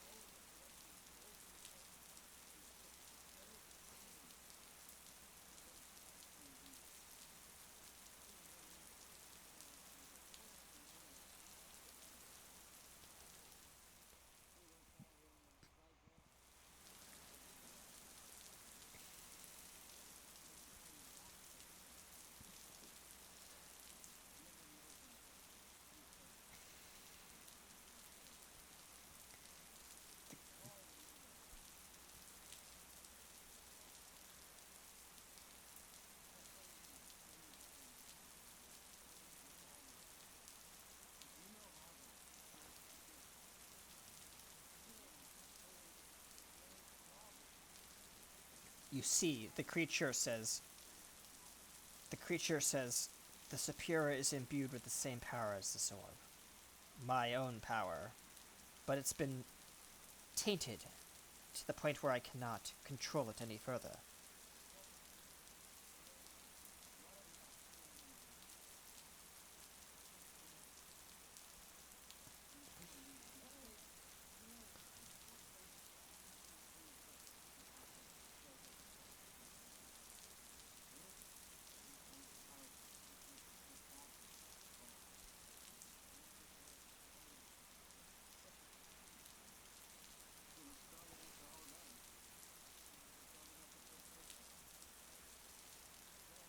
The creature says, "It may be, but as you can tell," gesturing to the orb, and it kind of slowly dims, its power is very weakened.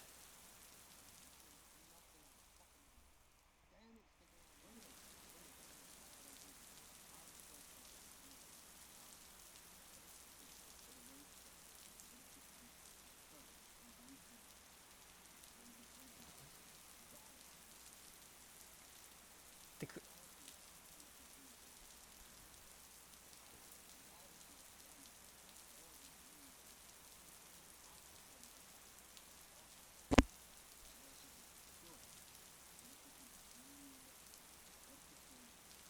I see where you are going, Felton, says the spark creature, and it says,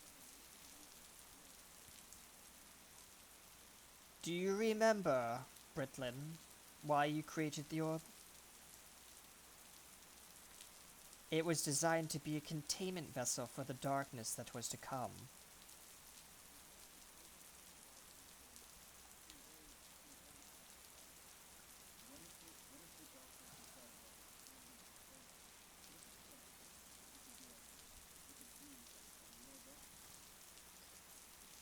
It could," says the creature, and he says, "but I don't believe the orb is in any capacity to do that now.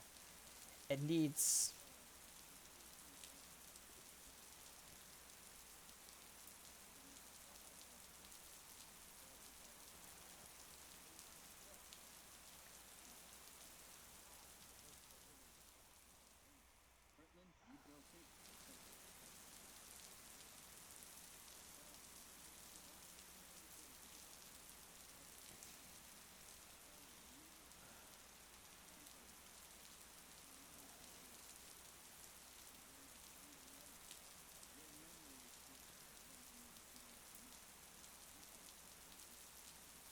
"And now that I've restored it," says the creature, "you should be knowing exactly what you need to do. Unless..." It some sparks between his fingers and says, "My powers are getting weaker. Perhaps not."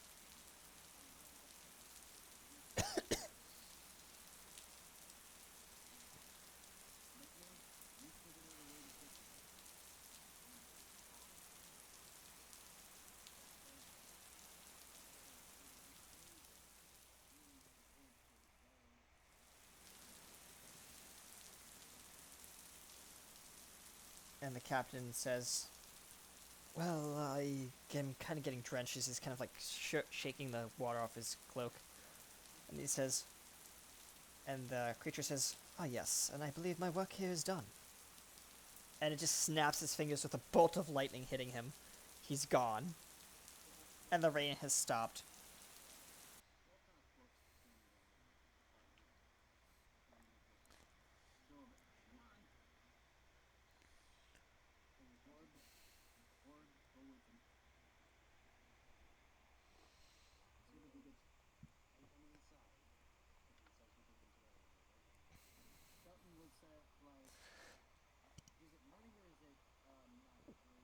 It's it's becoming morning. It was raining and like late evening, and the clouds have parted, and you can see the sun rising over the horizon behind the mountains. Hmm. The captain says heads over to the like front of the top of once the elevator hits the top, he's gonna go over to like one of these chests, pull out like a couple bottles. He says, "I believe today is a good day to celebrate." As he starts downing the bottle.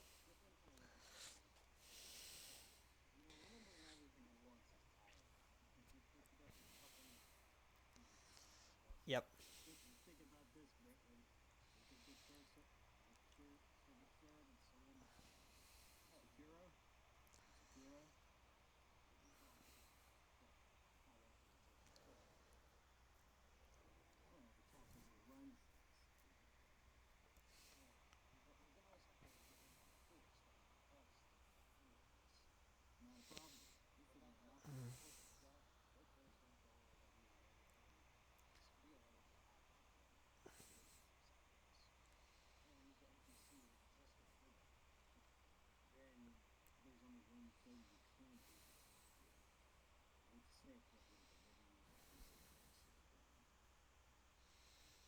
Captain just kind of scoots through and says, "How about we all have a drink?"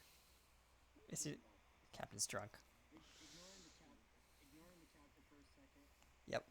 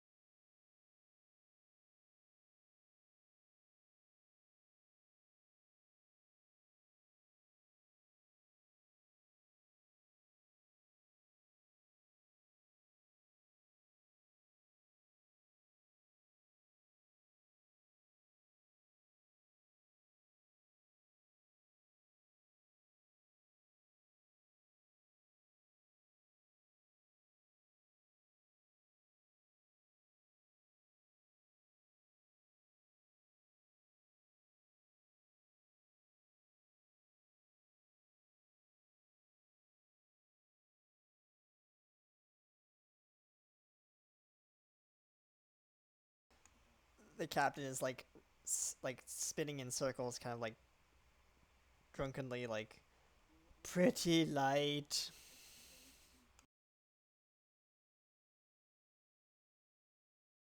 The captain snatches it and starts downing it.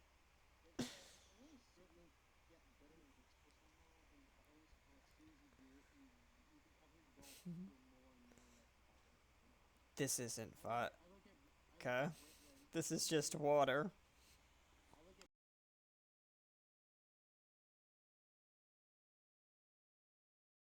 The captain just kind of falls asleep. "I heard that," he says. He's up against a treasure chest, kind of just caressing it.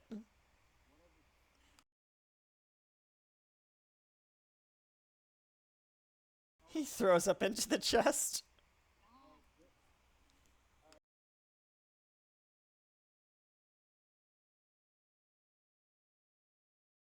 Yes, he's thrown up into his hat and into the chest and all over the floor.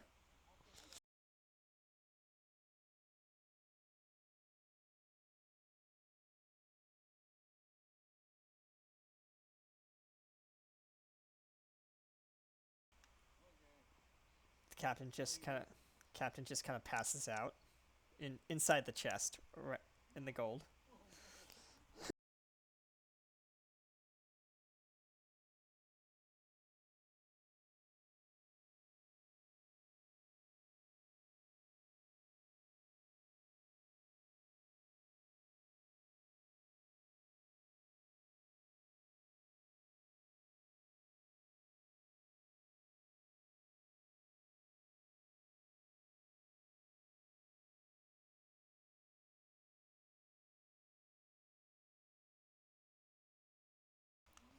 History check, please.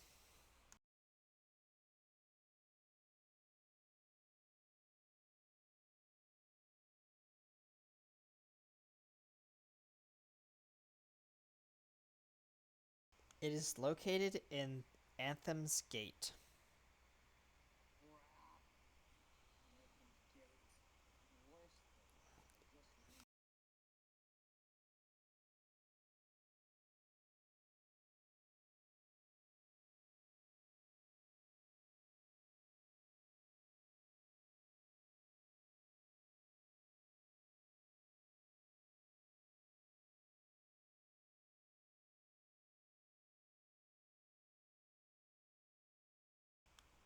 It's just a giant stone gate that's kind of next to a town off in the distance, but you have to go through a portal to get to it. It's off the map.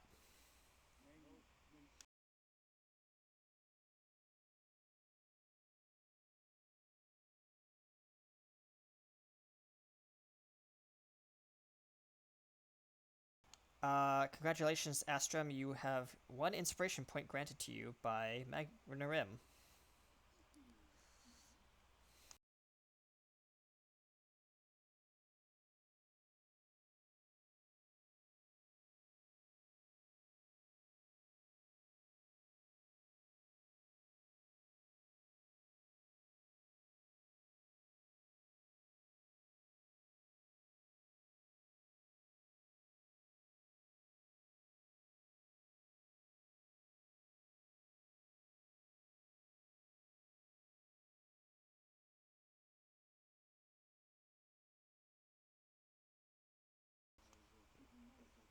The captain rolls over in the pile of gold and says, "Pretty shinies."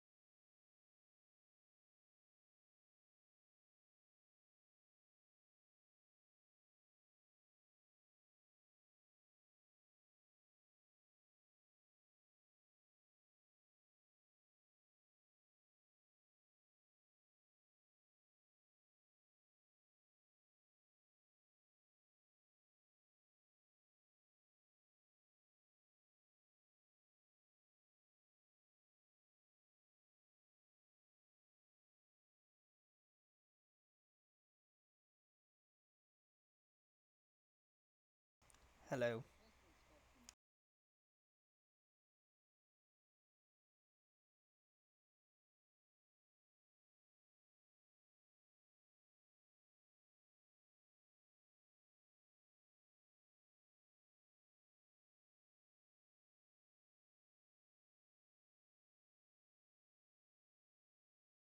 Rising up from the elevator is a Brunera.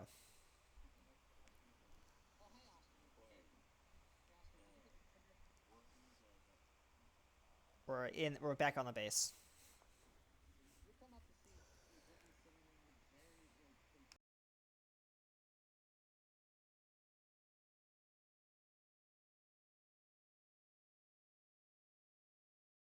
Yes, we are.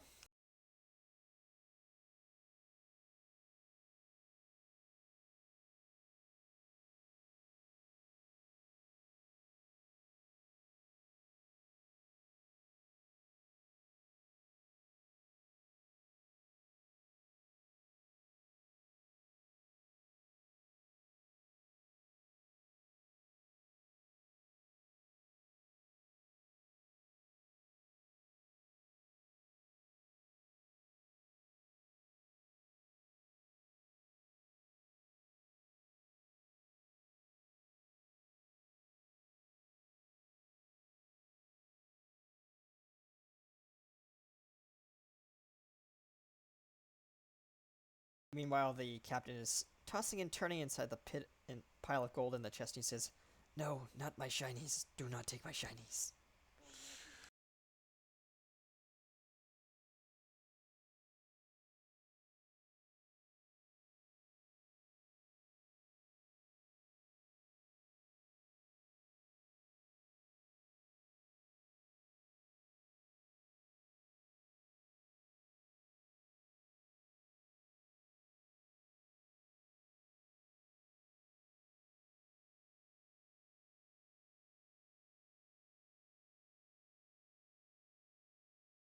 You can see this is Felton.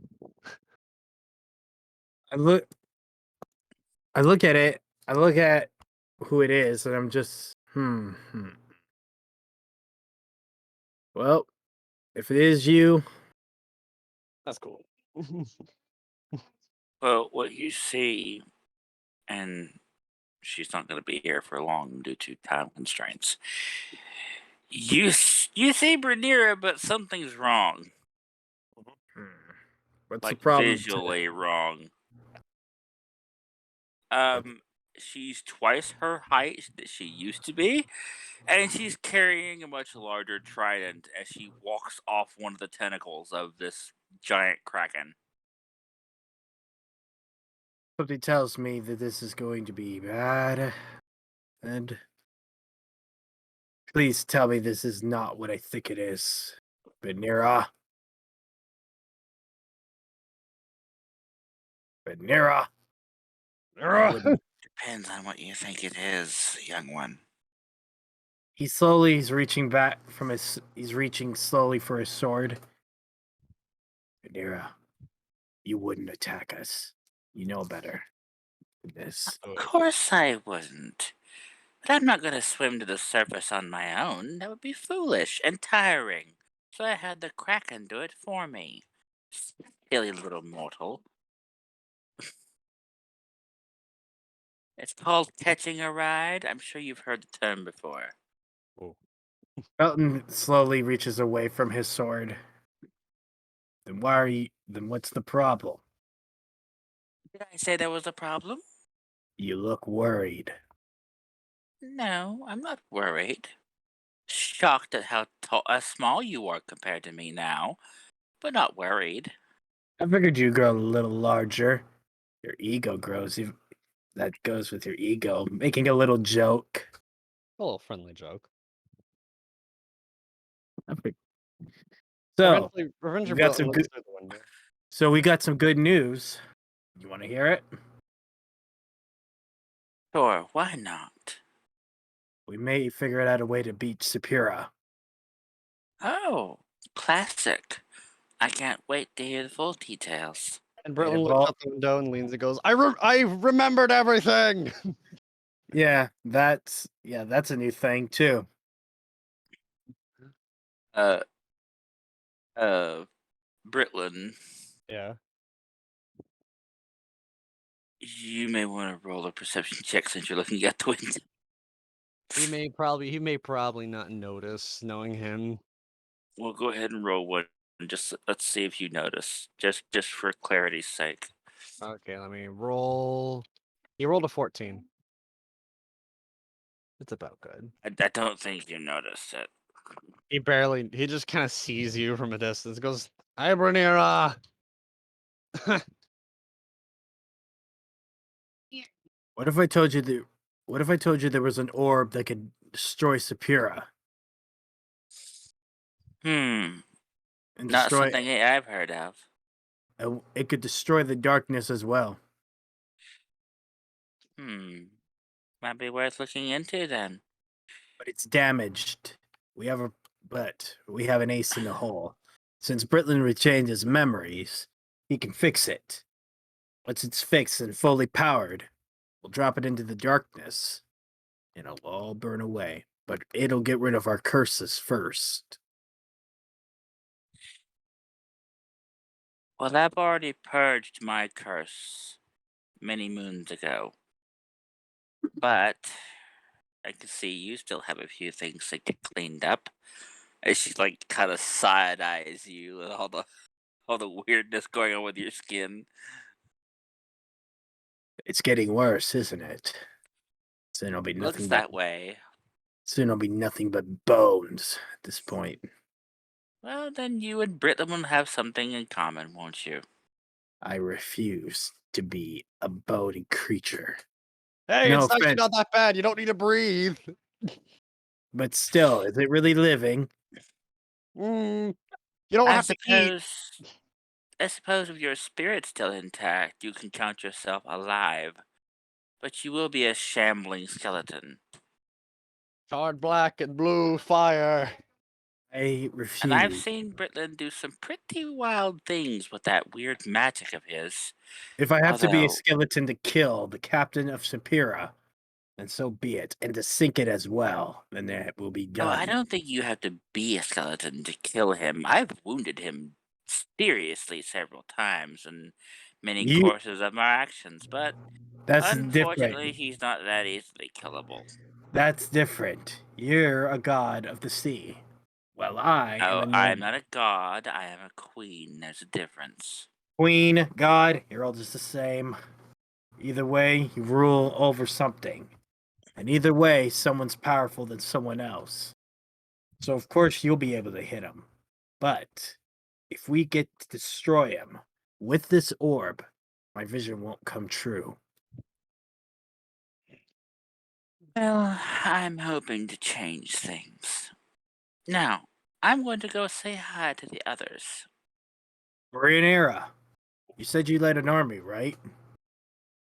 Once the clans are back together and the kingdom is returned to full strength, yes. We'll need him. Hopefully not. We will.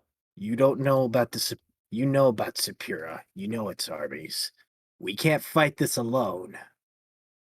Well, I can't guarantee that I'll get all the clans back together as quickly as I'd like. But that's neither here nor there. But again, Just but just remember, Brunera, you may not too much care for me, but you care about the rest of them all. Pelton, I never said I didn't care about you. You just annoy me. That's all. Likewise. As I chuckle. But even you know that we can't fight alone, right? It depends on what you're fighting and how you're fighting it. But I can see the point you're trying to make. That's all I need to hear. Now, go check on the captain too. He's drunk again and passed out. And watch your Why am I step. not surprised? Watch your step. Meanwhile, the captain is still sleeping in the chest of gold, and he's clutching a Single piece of coin. no, not a single piece of coin. He's now clutching a Is he on the ship? no, he's on in Rhett's house on the upper floor in the lounge, just kind of sitting in a gold chest full of coin, and he's clutching a golden chalice, and he's just hugging it tightly like a teddy bear, and he's just sleeping. He's like, Meanwhile, my Rhett precious. Cool. my Rhett shiny asks some, little precious. Ostrom, have you seen the second part of the piece? Why didn't you pick it up? It's really important. Because it was already picked up By what? by a rat. Ah, rats. Well, I could come down there with you, or someone else could come down with you to take care of it. I figured it would help to get some support since It's a rat. a rat will be difficult to catch. Don't you have a snake pet? I do. That could help. Astro roller perception check. Oh, fair enough.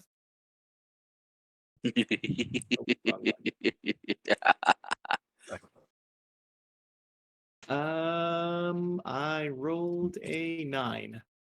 Okay, you don't see it. Yeah, I haven't been great with perception checks today. But everyone can feel a slight shudder of the rock spire. Ugh. What is that?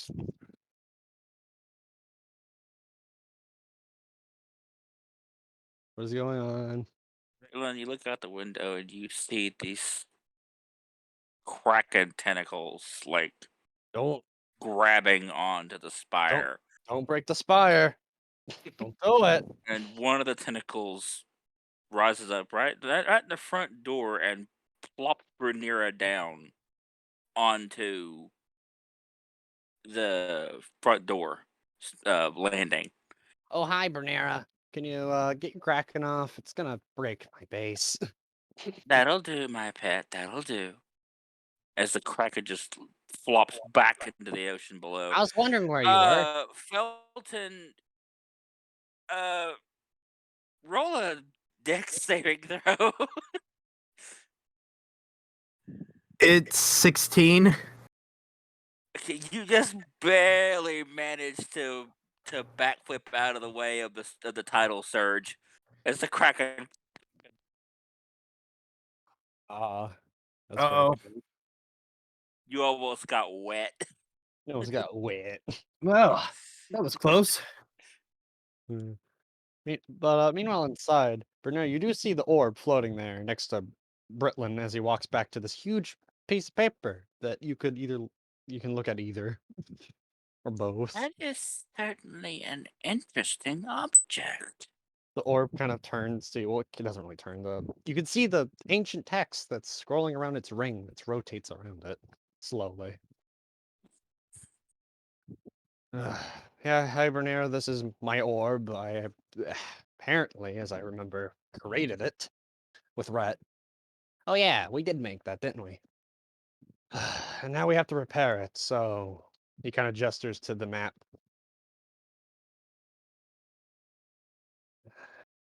Well, anyways, you, Astrum, you and Astrum, Rhett, you two can go back down the basement and try and get that piece. Please tell me that's the trigger stone. Okay, come on, Oh, are Astrum. you having trouble collecting a piece? And no, it's fine. It's probably in the basement. It's just apparently a rat took the piece, and well, we gotta get it. Oh, well, let me deal with that then, shall we? Oh, you want to go down? Rhett says while stepping aside. I a little don't know if I'll fit though, because well, I'm a little taller than last time. Hmm. Well, hey, I've hauled a giant machine in this elevator because you see this elevator is larger and seems more reinforced for It's like a larger freight cargo. elevator. Yeah, it's for large pieces of machinery he needs to bring up and down. And it also has multiple doorways in it. Like there's multiple doors on it because it's obvious it's meant to be connected to different parts of the building. Very well, let's descend into darkness so I can get that piece for Hey. you. Okay then. Rhett happily pushes like a button as the thing drops. Well, slowly. Down to the bottom. Back to where the darkness is with one little pitiful light bulb lighting it, and you can hear the squeak of a little rat hiding under a large machine. Oh, that's where I kept this machine.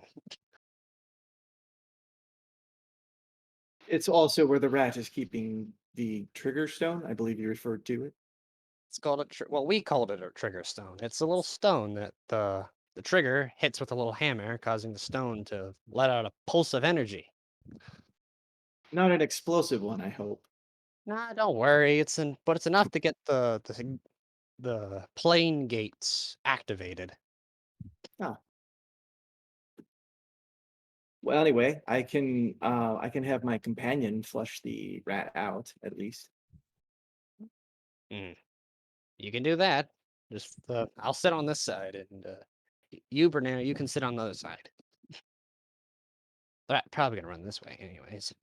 I'll hold up my arm, and the snake will like wind its way like out of Asteron's wrist, and like look at him, and he'll do the ripping off Harry Potter a little bit, but he'll do like the like hissing language thing at it. And then he'll lower his sleeve to the floor, and the snake will just kind of sidle out of his sleeve and go under the machine. Loud squeaking. Later, the rat comes running out with the piece in its mouth. Oh, there it is! Rat. I'll attempt to catch It it. runs upstairs, like up It goes the stairs. upstairs. No, there's no stairs left. Well, it runs to Lee. the elevator and just like Yeah. reaching for the lever to push It's, the it's like button. clawing, trying to reach, but it can't. There it is! Get it! The rat says on it. It's trying to jump for the button. That keeps missing. It's just a little too far off. I like how the orb keeps moving every time I look away. Every time I look away from the screen. Brunera is. Let's see. Oh wow, that was a terrible roll. I was gonna roll for intimidation, but it failed. Oop. Of course, she's not looking at the rat directly.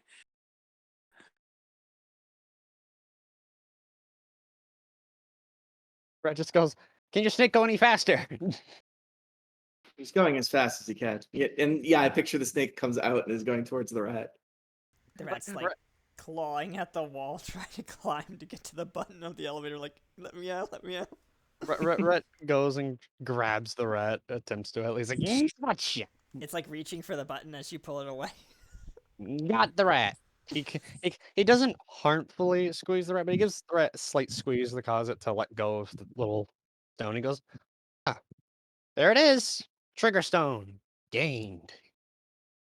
It's like this really like dark green jagged stone. He goes, "What Rat. can you-" Yes. Brunera reaches out. Give me that rat a moment. Okay. He says while giving it to you without much thought.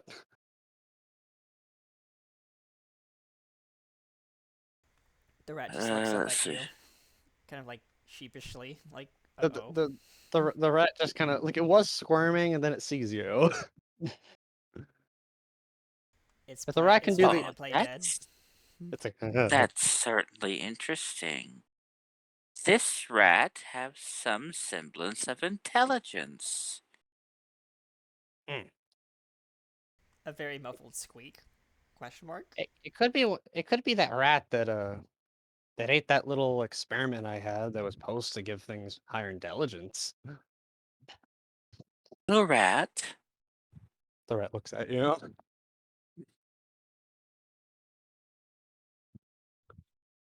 You know, it would possibly be more beneficial to your well-being and health that you stop stealing things and start helping instead. You would get food, a safe place to sleep, and you wouldn't be chased by serpents that want to eat you. Wouldn't that be more beneficial to your well-being? The rat kind of looks at you. It kind of after a few seconds, it nods. Intelligent rat. Very well then. Rat, find a little safe cubby hole to put him in, and treat him well.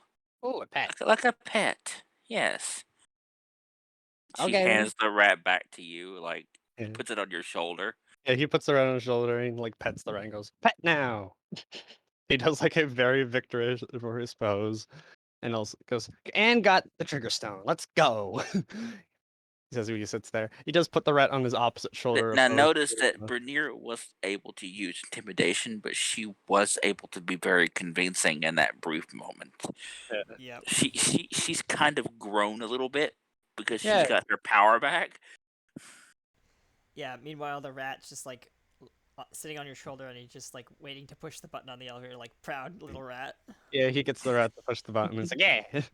And he shows up and goes, I'm gonna get this rat a little cubby hole and also some gear stuff.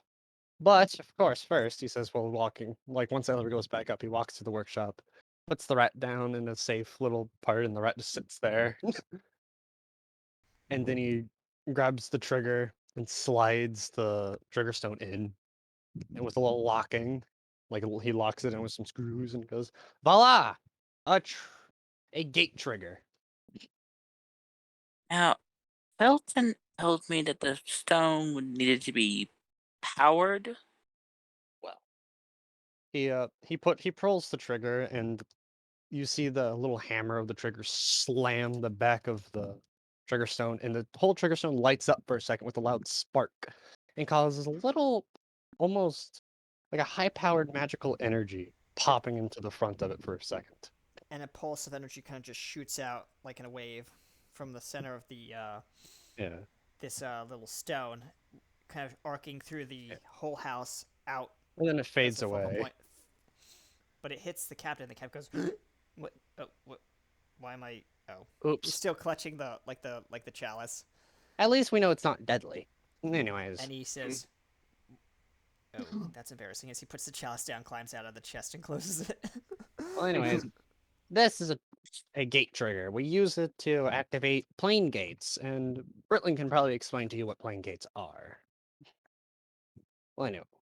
I Britling have just goes, some Brilliant. semblance of what such a thing is, but Brilliant. not in detail. Well, a plane gate is what we use to make the orb here. Well, not directly. It lets us go to places we call planes, different realities, kind of. Some are pretty weird, and other ones are pretty stereotypical.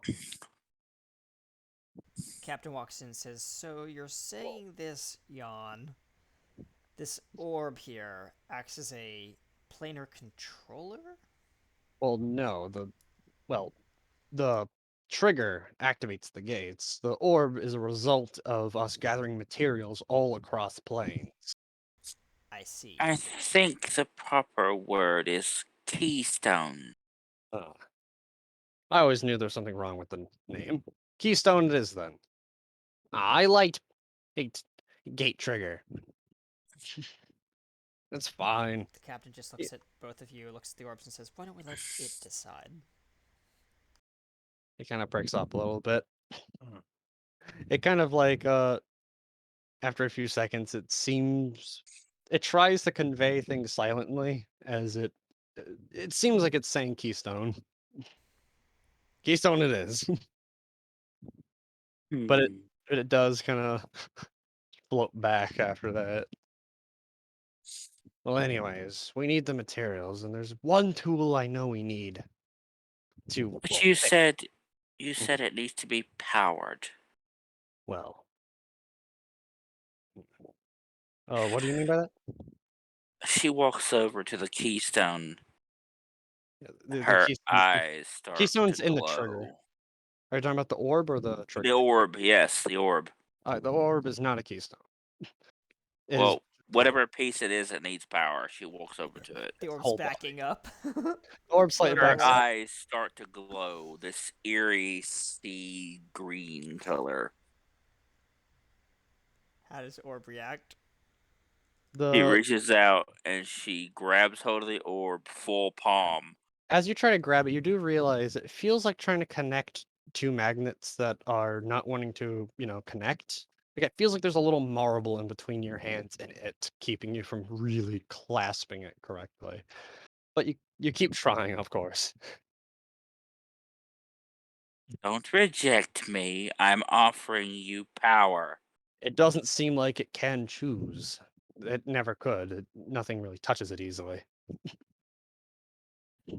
After a bit of forcing your hands together to it, you do manage to make contact.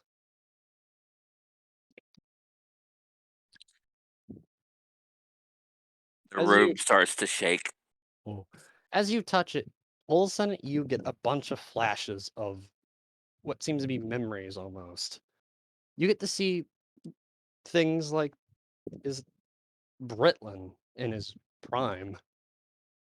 He was wearing even a more cooler suit with some unknown individuals, a bunch of crewmates around him on a large ship as they set off. And Britland looked toward what you can imagine you could see by the orb's view, as Britland kind of pats it on its head, or at least Yep. orb head. And Britland's not wearing a bucket. He Yeah, actually he's not has wearing a. skin on his face. Yeah. How And you does see, the orb react to the sudden overwhelming power that it's getting from this strange being that's touching it? It's just well, projecting a memory, yeah. set of Yeah, it's memories right projecting now. a memory into you as you touch it. Yeah, it's like You can't fully. it's taking your power and kind of reverse engineering it back into you. Yeah, So it's it's a kind of. feedback loop. Yeah, it's a feedback loop. It's like a circle. You see the other things too, as in continuing of that memory, it seems like a skip a few days forward.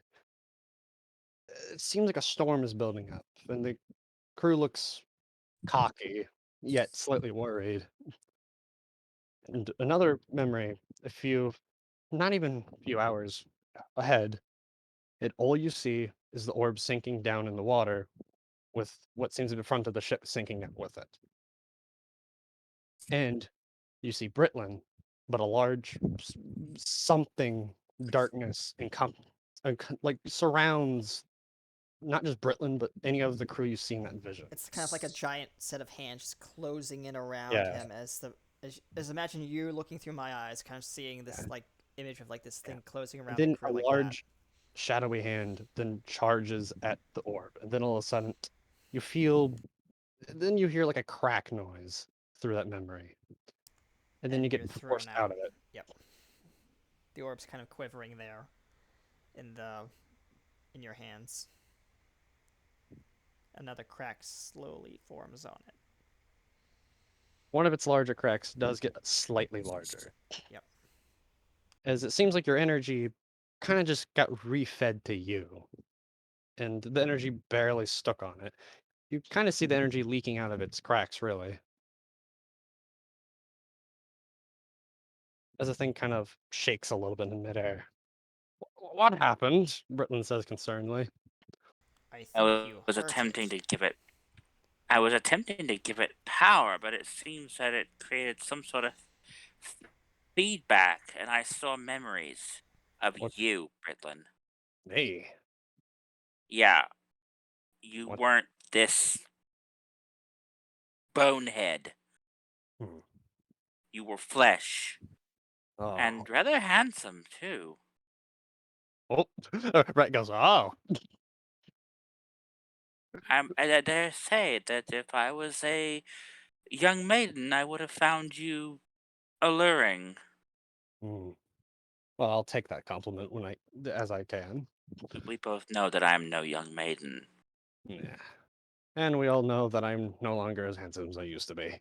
He kind of pops his helmet off for a second. Well, you're still a handsome skeleton, but that's a different context. Ah. Oh. Okay then. Well, either way, I imagine you seen other things too within that memory. If it continues how I imagine it did. Yes, well, I know what turned you into that. At least you've seen it. That same darkness that consumed my kingdom. It seems to still be there. Yes, it's on the fringes of my kingdom, but it'll take much work to dissolve it into nothing. Yes. And I don't know what happened after it took me. But From what I saw, the ship was going down. And the crystal, whatever this thing is, it seems that the overwhelming power I was trying to give it, and it sending that power back to me, caused the cracks on it to stretch even further. I have a Oh. sneaking suspicion that if what I felt in that memory is correct, this keystone will need more material of what it was originally made from to repair it completely. Well, The that's why question is, where do we get such materials from? from the plains, obviously. Well, The first, looks like we're going to be walking into a brand new world then, aren't we? yeah, the first one we go to is this one. This is where I at least got the gear to mine the material. I actually found the material first somewhere else. One question. Yes. Where is Asterum? Where is Astra? Uh, unless something otherwise happened, I'm standing Oh, there he probably is. at the back, being Well, quiet. you're tiny, so she's not going to notice you Oh, that's because also fair. she's, Yeah. she's twice her size as she used to be. So literally, she towers he's- over everybody. He's right here. Captain says actually with him. tries to There you hold are. up Astrum. Oh yeah, Captain.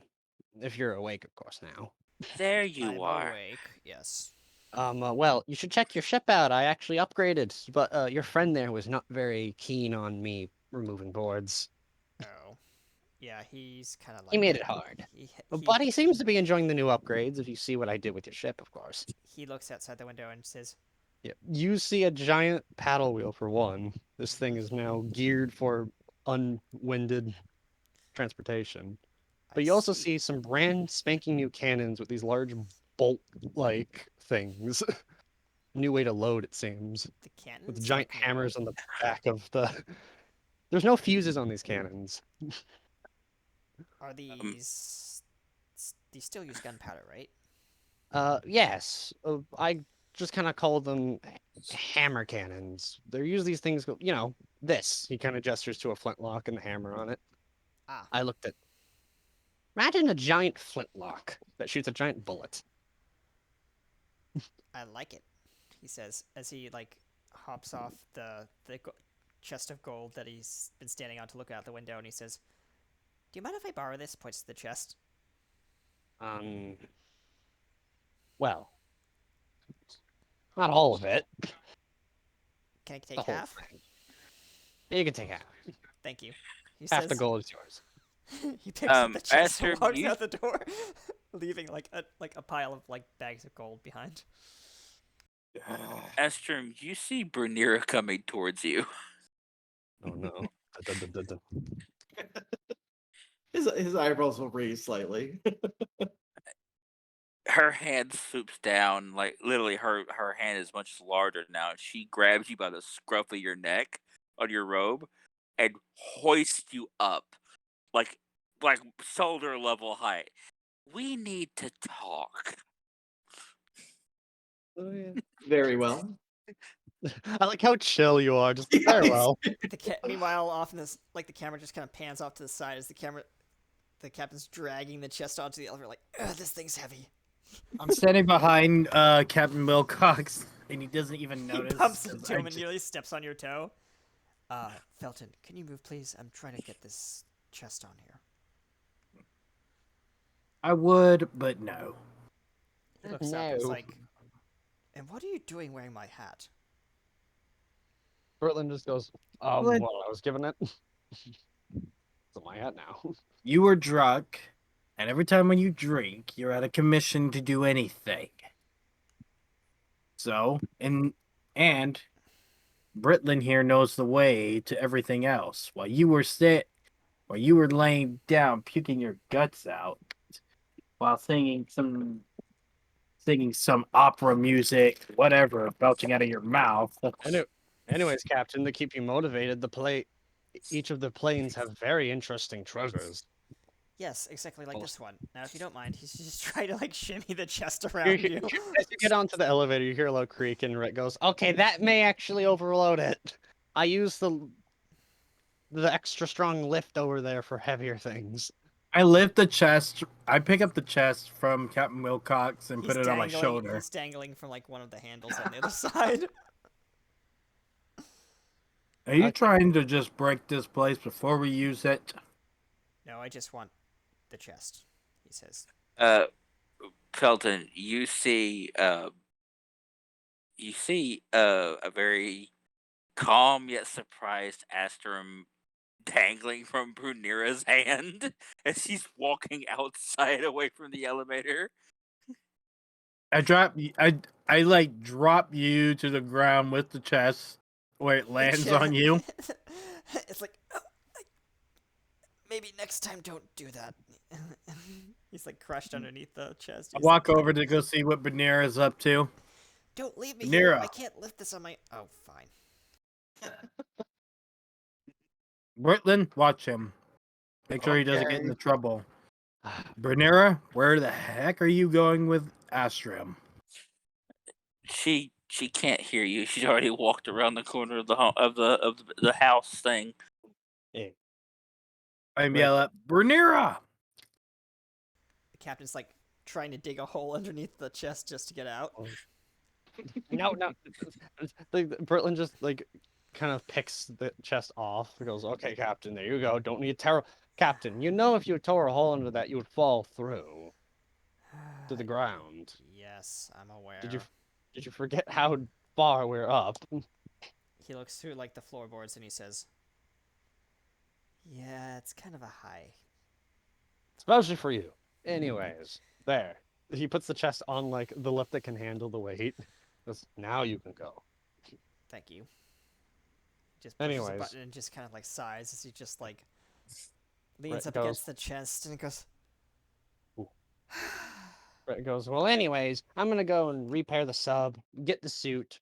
Well, actually, no, I'm not gonna repair the sub. I'm obviously gonna take it apart and make a better one. But first, I gotta go and get the sub and the suit inside.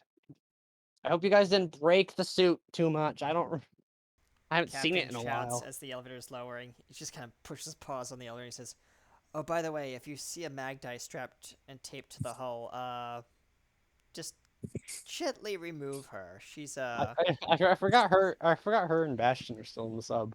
yep, yeah, they're we had to plug a couple more holes than we expected." Okay, it shouldn't be that bad. He throws the lever as the elevator continues going down. Now Rhett- me and Chesty have a date tonight. Rhett- he just Rhett- like oh, lowers no. it past the Red, past. Red goes like Red goes like down to the floor ground, walks over to his paddle boat and gets it going so he can go and drag the damn sub over. Yep. And the captain's now dragging the chest across the sand to the shoreline where the boat is docked. And Brunera is about to have a very intimate conversation with Astrum. He's passing by Brunera and he's like looks up at you and is like, "Don't mind me. Ugh, this chest is so heavy." Ugh. He's like, Now the Screw you. Brunera is on the backside of of Rhett's house, so Oh, you okay, yeah. already he's already passed her at this point. He's like, "What yeah, goes to well do?" past. Yep. Astrum, Brunera kind of sets you up on the roof of the building because that's how tall she is. I look up to see. What are you up I don't to? understand what we would possibly have to discuss. She looks you dead in like your little snaky eyes. Everyone else has come to terms with what they look like. It's your turn. Cast off that little robe of yours and be proud of who you are, because I'm tired of looking at it. It's like you're ashamed for you to show yourself. It's for safety. Whose safety? Mine. Felton What are you hides worried behind about something. exactly? I'm not Felton worried hides- about the rest of the crew, but my people have a reputation that I don't want to follow me. You're literally talking to an oceanic giant, and you're worried about your reputation as an individual species. I suppose I could put the hood down for now if that would make you feel better. Obviously, you already know who I am. I know your name, but I don't know much about you or your species. But that's besides the point. You shouldn't be feeling like you have to hide yourself from the crew. I guess you make a fair point. We've built up sufficient trust at this point. I can't promise that I won't take precautions whenever we're in port. And port is one thing, but when you're among friends, that's different. I guess that's fair. So try to be he'll- less ashamed of who you are. Felton's eyebrow just raises up. Very well. He'll like slowly and kind of hesitantly reach up, and then he'll pull the hood back. See, Which now doesn't that feel a little bit better?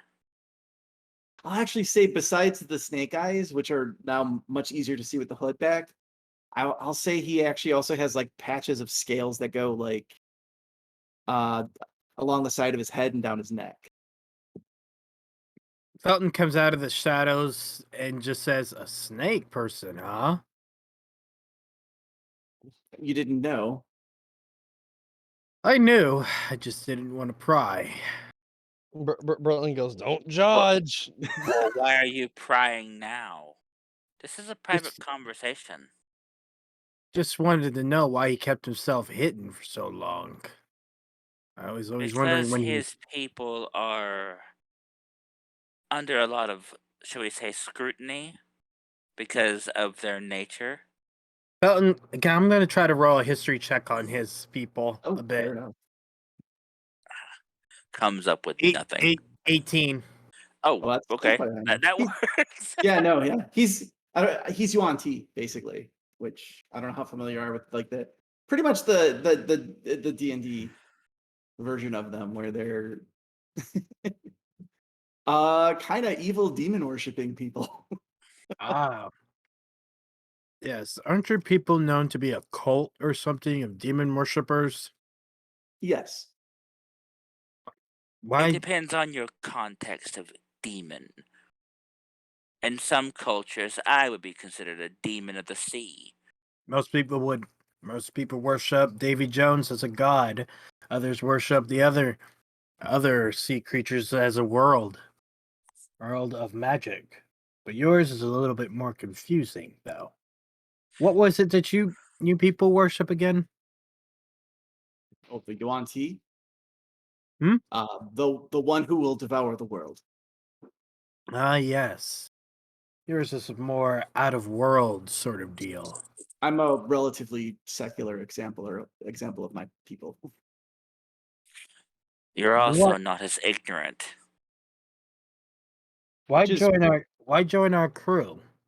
What do you have? Why leave your own cult behind?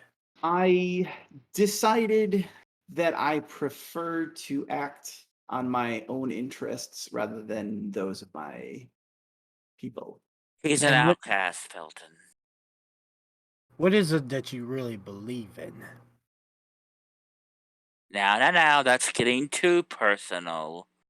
Let's save that for when there's better trust built between you two. I just have to know. Many snakes You believe in a having to lot of. know is one thing. Him keeping it a secret because it's his priority is another. Have a little respect, Felton. For me, I show my hand. It's believing in the dead, and that you will become it one day. I believe that there is a hell out there. There's fire always waiting for me somewhere. And believe the gods do love making fun of us once in a while. But you, Most of mortal kind is a big joke to the gods, let's face it. is that part is sadly true. Fine, Astrum, I won't ask what you believe in. But should we be worried that your own cult will be looking for you? They don't exactly respect people. They don't exactly let people go when they want to leave.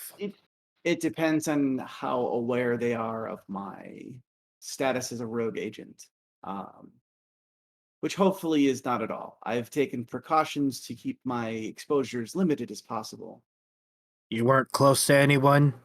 No one of value? They card. We're about to go on a very serious journey to fix that bloody orb. If you are referring to anyone that I have an interest in, there is no one that fits that description that would not already be on the ship. Your people wouldn't happen to be close to Sapira, would it? I don't know. It's not impossible. It's not something I would have been informed of specifically. I was something of a field agent. Brunera, I have a favor to ask. Just I one. cannot guarantee I can fulfill that favor. You rule a kingdom. I need you to send a rogue spy, just in case, on them. Neither of the current clans that have returned to the kingdom have such skilled individuals, but I may have a scout who I could send to gather field information about them. But If I anybody's cannot make looking, any promises. remember, just because you're free, Astrum, doesn't mean you're free. I Well, know. that's depressing, Britland says. But listen, we have to be sure. Because Now- remember, I'm not exactly. How would I say it? Let's just say some people would like to see me hang. That's neither here nor there. Now, please remove yourself from our private conversation. Thank you. As you wish. Belton just walks away to go see Britland. Also in the background, you can hear Rhett finally pull in, and after like a little bit of looking, he's like, "What did you do to the sub? You know what? It's fine. I can tell the eels to move if you need. Or the Oh, leeches, it's I guess. fine. They're probably gonna have to get off anyways." Meanwhile, the captain is down below decks just counting coin. Is he at the ship? Yeah, he's on the ship counting coin. Yeah. And also, like, Astrum- exploring everywhere. Roll me a I'm- constitution, will you? Okay. Also, as the captain goes on, he sees there's a lot of more bits and bobs on the ship. Ooh, that's shiny. Ooh, what is Ooh. this? I rolled a 5. So been you my also- day. Low roll day, that's for sure. Yeah, okay, Astrum, you get a rather swift peck on the forehead of a kiss by Brunera, and you are overcome with sudden reddening of like that Japanese anime reddening embarrassment on the face, like with the whole like wide eye look at everything. How do you feel? He'll hiss a little bit involuntarily. Whoa. You have been kissed by a sea queen. How do you feel? Blessed. Yes. But also the captain realizes that the docking board is actually attached to some clockwork, so when he pushes something, it actually goes inward. Ooh, that's convenient. He's like looking at all the fancy new things, and he's like, "I'm gonna have to learn my ship from inside and out." He says, Well, "Dark that matter, where are could- you?" That concludes our conversation. I'll help you down now. She kind of like grabs you and puts you on the ground. Because you Alexa, jumping off that Oh, roof would be Alexa, very, very sorry. painful. Alexa pops out and goes, so much. It's like having new limbs. Don't worry, Alexo, you'll get used to it. It's so weird to feel steam. I feel steam running through me. Is this what veins feel like? Yes. Look at At Britland least you like, have flesh. At least you're not flesh and blood. Oh wait, maybe that. I'm not. I'm made of wood, and that's now brass and steel. It's weird. I can move these pipes too, but Red told me I shouldn't. You shouldn't. How did he hear me? Oh, yeah, there's these things. He points to like these things you can speak into that echo down to other like. It's a rate. It's practically a communication thing.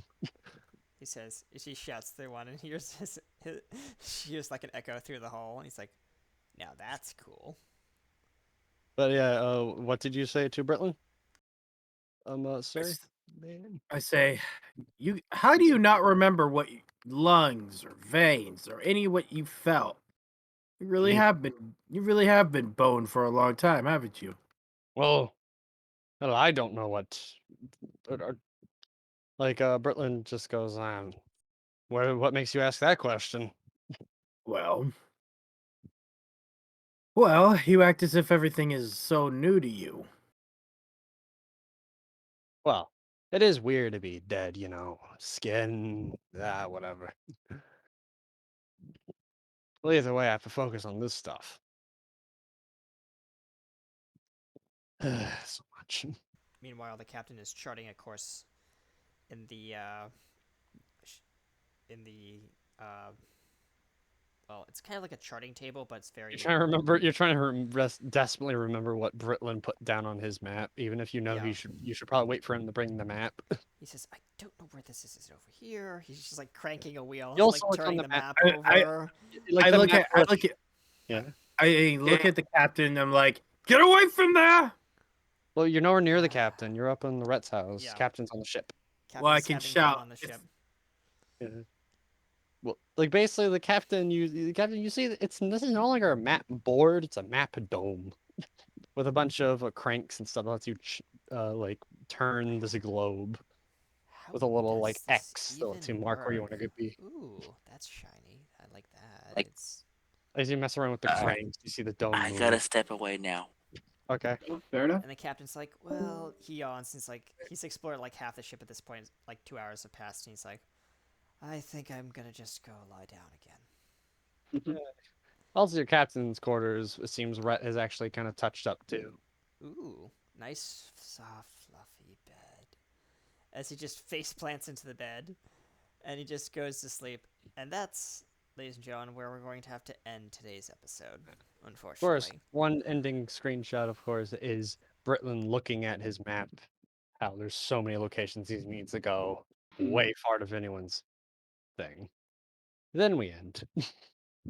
Thank you, ladies and gentlemen, for joining us on Shores of Sorrows, Sapira's Legend. I am Captain Wilcock, who's currently passed out on a bed, but yes, we're going to jump over to Britlin. Oh, well, it was nice to have my good old friend. Hi. Well, upgrade our captain's ship. That's good. Thank you. And of course, I have my memories back. I wonder what gate we'll go through first. Anyways, of course, I was controlled from Gearbox. Hello, I controlled some of the fun characters you've seen. But of course, I'm not the only person that controls characters. There's such as our snake person right under me. That's Oseram. It's played by Chris / Pi3. And I'll pass it to, I can't point because I'm gonna point to the wrong way. Felton. To the person to my side. Good old Felton. This is Felton here, learning more about how to beat Shapira now. Now that we know we can beat him, we'll have a chat. I was also played by Constellation Squid, and it was fun hearing from all you, fun playing with all of you. And I hope to do more on Saturday. If I can't, then you'll understand. But I hope soon I can be able to be on here a little bit more. Cool. And until then, stick around this Sunday for our Star Trek Ganymede Season 2, Episode 2. And until then, we'll see you among the shores and places hard to find. Until then, be empowered to play. We'll see you next time on Shores of Sorrows. Bye, everyone. Bye-bye.